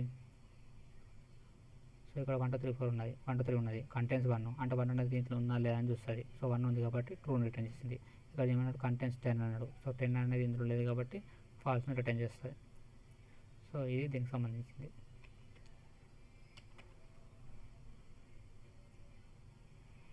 అందుకని ఇక్కడ చూసుకుంటే మనకు ఏమన్నాడు, ఫస్ట్ ఇక్కడ వాల్యూ తీసుకున్నాడు, ఆల్ అన్నాడు. సో లెస్ దెన్ 10 అన్నాడు. సో లెస్ దెన్ 10 ఇవన్నీ వాల్యూస్ కూడా లెస్ దెన్ 10 కాబట్టి ట్రూ అనేది రిటర్న్ అయింది. తర్వాత ఎనీ అన్నాడు, ఎనీలో మనకు వాల్యూస్ అనేది ఉన్నాయి, అంటే వాల్యూస్ అన్నీ ఉన్నాయి కాబట్టి ఇది ట్రూని రిటర్న్ చేస్తుంది. ఇక్కడ చూస్తే వాల్యూస్ ఏం లేవు కాబట్టి మనకు రిజల్ట్ ప్రింట్ చేస్తే ఫాల్స్ ప్రింట్ అయింది.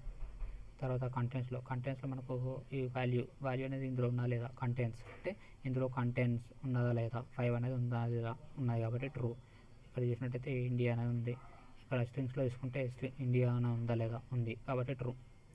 సో కంటెంట్స్ అనేది మనకు ఇట్లా దానికి ఇట్లా వర్క్ అవుతుంది. తర్వాత జాయింట్స్. సో జాయింట్స్ అనేది కొంచెం మెయిన్. సో జాయింట్స్లో మనకు గ్రూప్ జాయిన్ ఉన్నది, ఇందులో మనకు డిఫరెంట్ టైప్స్ ఉన్నాయి, group join, inner join, left outer join, cross join ఉన్నది.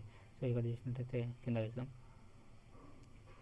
సో ఇక్కడ చూసినట్టయితే మనకు ఏమున్నది, లింక్ క్వైరీ వాడండు. సో ఫస్ట్ లింక్ ప్రాక్టీస్ తీసుకొని ఇందులో మనకు ఒక డిపార్ట్మెంట్ అనే క్లాస్ తీసుకున్నాడు, అందులో ఐడి నేమ్ ఒకటి డిపార్ట్మెంట్ గ్రూప్ ఆఫ్ డిపార్ట్మెంట్ తీసుకున్నాడు. అలాగే దానికి నేమ్ వచ్చేసి గెట్ ఆల్ డిపార్ట్మెంట్ అనే మెథడ్ ఇచ్చిండు.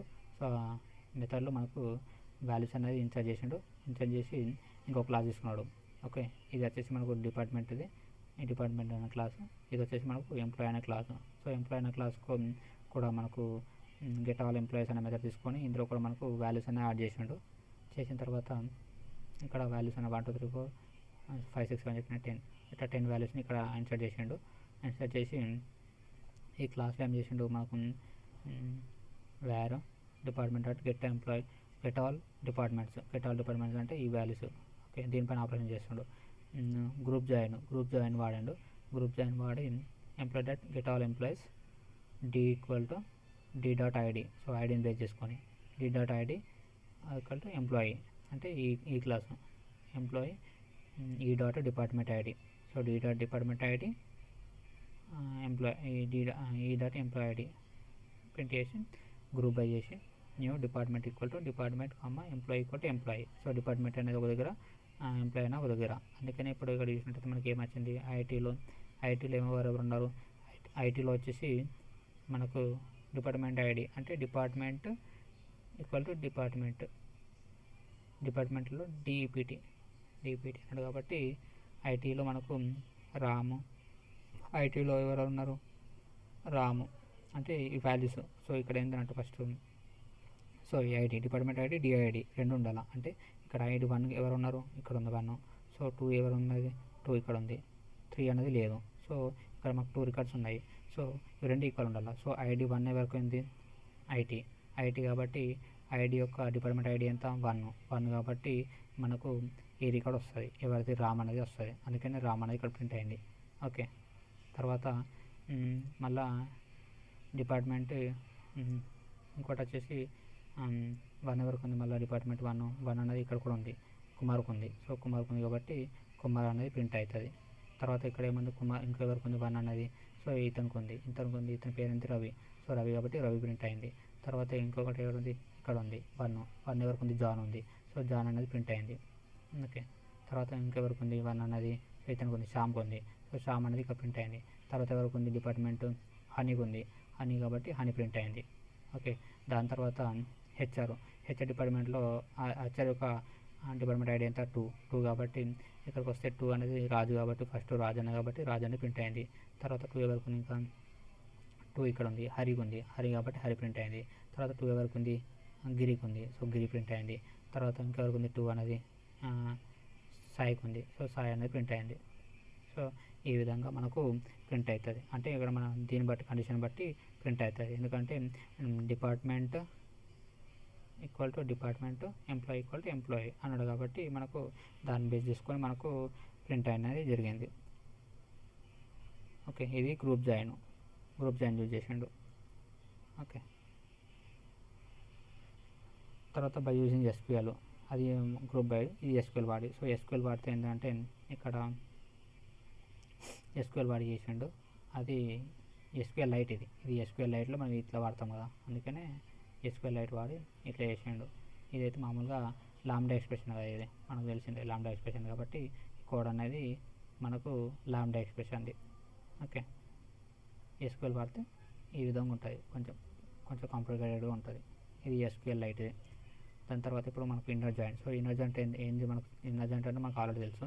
So inner join is use to get only matching records from both the tables. So ఇందులో ఉన్న కామన్ రికార్డ్స్ మాత్రమే మనకు రావడానికి ఇది వాడతాము. So when we perform inner join then only matching records between collection are include the result set.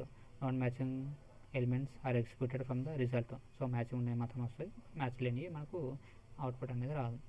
So ఇక్కడ చూసినట్టయితే మనకు ఇక్కడ చూస్తే ఏమన్నాడు, ఫస్ట్ ఇది వచ్చేసి లాంబ్డా ఎక్స్ప్రెషన్ వాడాడు.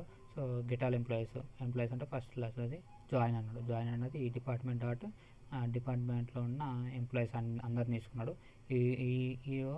ఈ dot department ID. So employees ఈ ఐడిని బేస్ చేసుకుని వస్తున్నారు. తర్వాత d dot ID employees department new employee equal to employee dot name department name అన్నాడు. సో గ్రూప్ జాయిన్ వాడి ఆ ఎంప్లాయీ నేమ్ ఐడీస్ అనేది కానీ ప్రింట్ చేస్తుండు.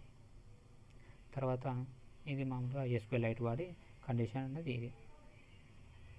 సో ఓన్లీ మ్యాచింగ్ రికార్డ్స్ అంటే గ్రూప్ 1లో గ్రూప్ 2లో మ్యాచింగ్ రికార్డ్స్ మాత్రం వస్తుంది, మ్యాచ్ లేనివి మనకు ప్రింట్ అవ్వదు. సో అది మనకు ఇన్నర్ జాయిన్ సంబంధించి. తర్వాత మనకు left outer join. So left outer join అంటే ఏంటి, మనకు లెఫ్ట్ సైడ్ ఉన్న మాత్రం వస్తాయి, అలాగే రైట్ సైడ్లో లెఫ్ట్ సైడ్లో ఉన్న అన్నీ వస్తాయి, రైట్ సైడ్లో ఉన్న ఓన్లీ మ్యాచింగ్ రికార్డ్స్ వస్తాయి. ఓకే, అందుకని ఇక్కడ చూసినట్టయితే మనకు ఏమన్నాడు, గెట్ ఎంప్లాయీస్ గ్రూప్ జాయిన్ అన్నాడు. Department ID get element ID, department ID new employee select many అన్నాడు. డిఫాల్ట్ ఇఫ్ ఎంటీ ఇట్లా అనేసరికి మనకు ఓన్లీ రైట్ సైడ్లో ఉన్నాయని, అలాగే లెఫ్ట్ సైడ్లో ఉన్న మ్యాచింగ్ రికార్డ్స్ మాత్రం వచ్చింది. దాని తర్వాత cross join. So cross join ఏంటంటే అన్ని ప్రింట్ అవుతాయి కదా, ఏలో ఉన్నాయి అన్ని, బీలో ఉన్నాయి అన్ని, 1:1 1:2 అట్లా. when we cross join two collections, every element in the first collection is combined with every element in the second collection. The total number of elements in the result sequence will always be equal to the product of the employees in the two source sequence where result equal to. So ఇట్లా ఈ విధంగా చూసినట్టయితే మనకు అందులో ఫస్ట్లో ఉన్న second దాంట్లో ఉన్న అన్నీ కూడా మనకు రికార్డ్స్ అనేది ప్రింట్ అవుతాయి. So employee dot get all employee, department dot get department details, employee dot get all employee details. So select new అన్నాడు. ఈ విధంగా ప్రింట్ చేస్తే మనకు అందులో ఉన్నాయన్నీ కూడా మనకు ప్రింట్ అయిపోతుంది. సో ఇది మనకు లింక్కు సంబంధించిన వీడియో.